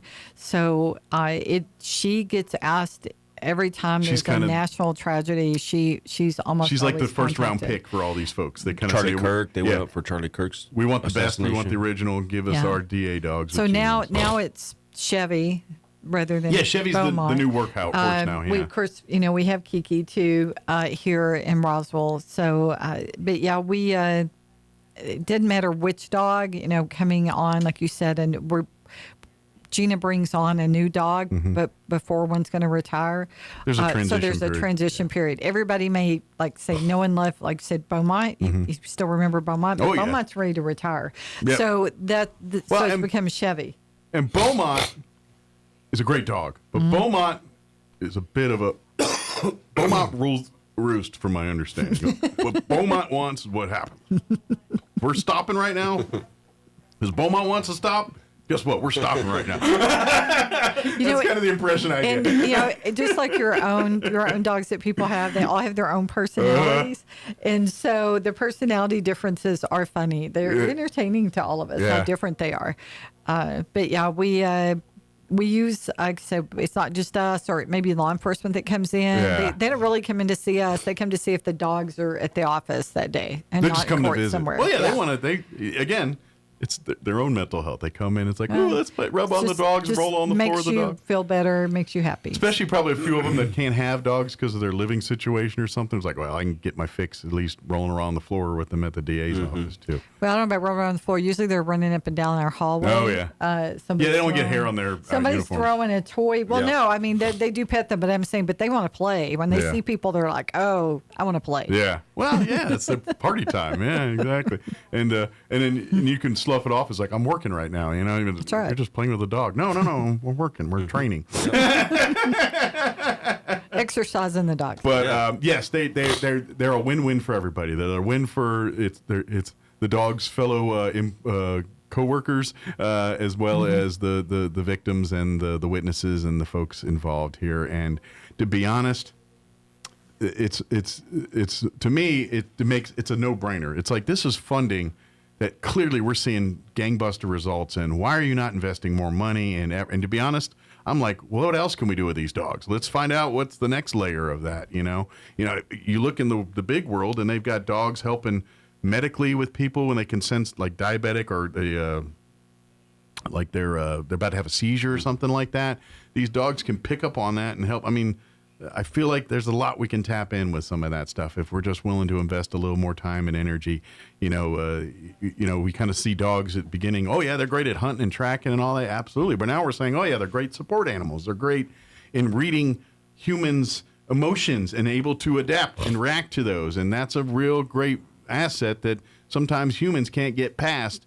Even the most adept humans sometimes can't cut to that layer where the dog can. Mm-hmm. And that's, write your legislators, write your governor. Tell these folks that we need to make sure that this is a line item in there. When the DA's requesting funding, it's like there should be a line item for whatever the amount of money we can afford to put this towards more dogs, more opportunities for every DA's office, not only in the state, but this should be a tool like a desk or a pen or handcuffs that you guys use on a daily basis, the way I see it. So anyway, this is my 2 cents. We are about out of time here. Is there any messages, anything other than, hey, we're still working next week and anything, any other just things we want to let the public know before the holidays here? Well, the new legislative session will start on January 20th with only a 30-day session, but we will still be hoping the governor puts on the call some crime legislation. And right now our big push is modifications to the Children's Code. Just to remind everybody, the only crime that automatically treated as an adult for a juvenile is first-degree murder. Gotcha. And they have to be 15 for that to be automatic adult sentencing. Okay.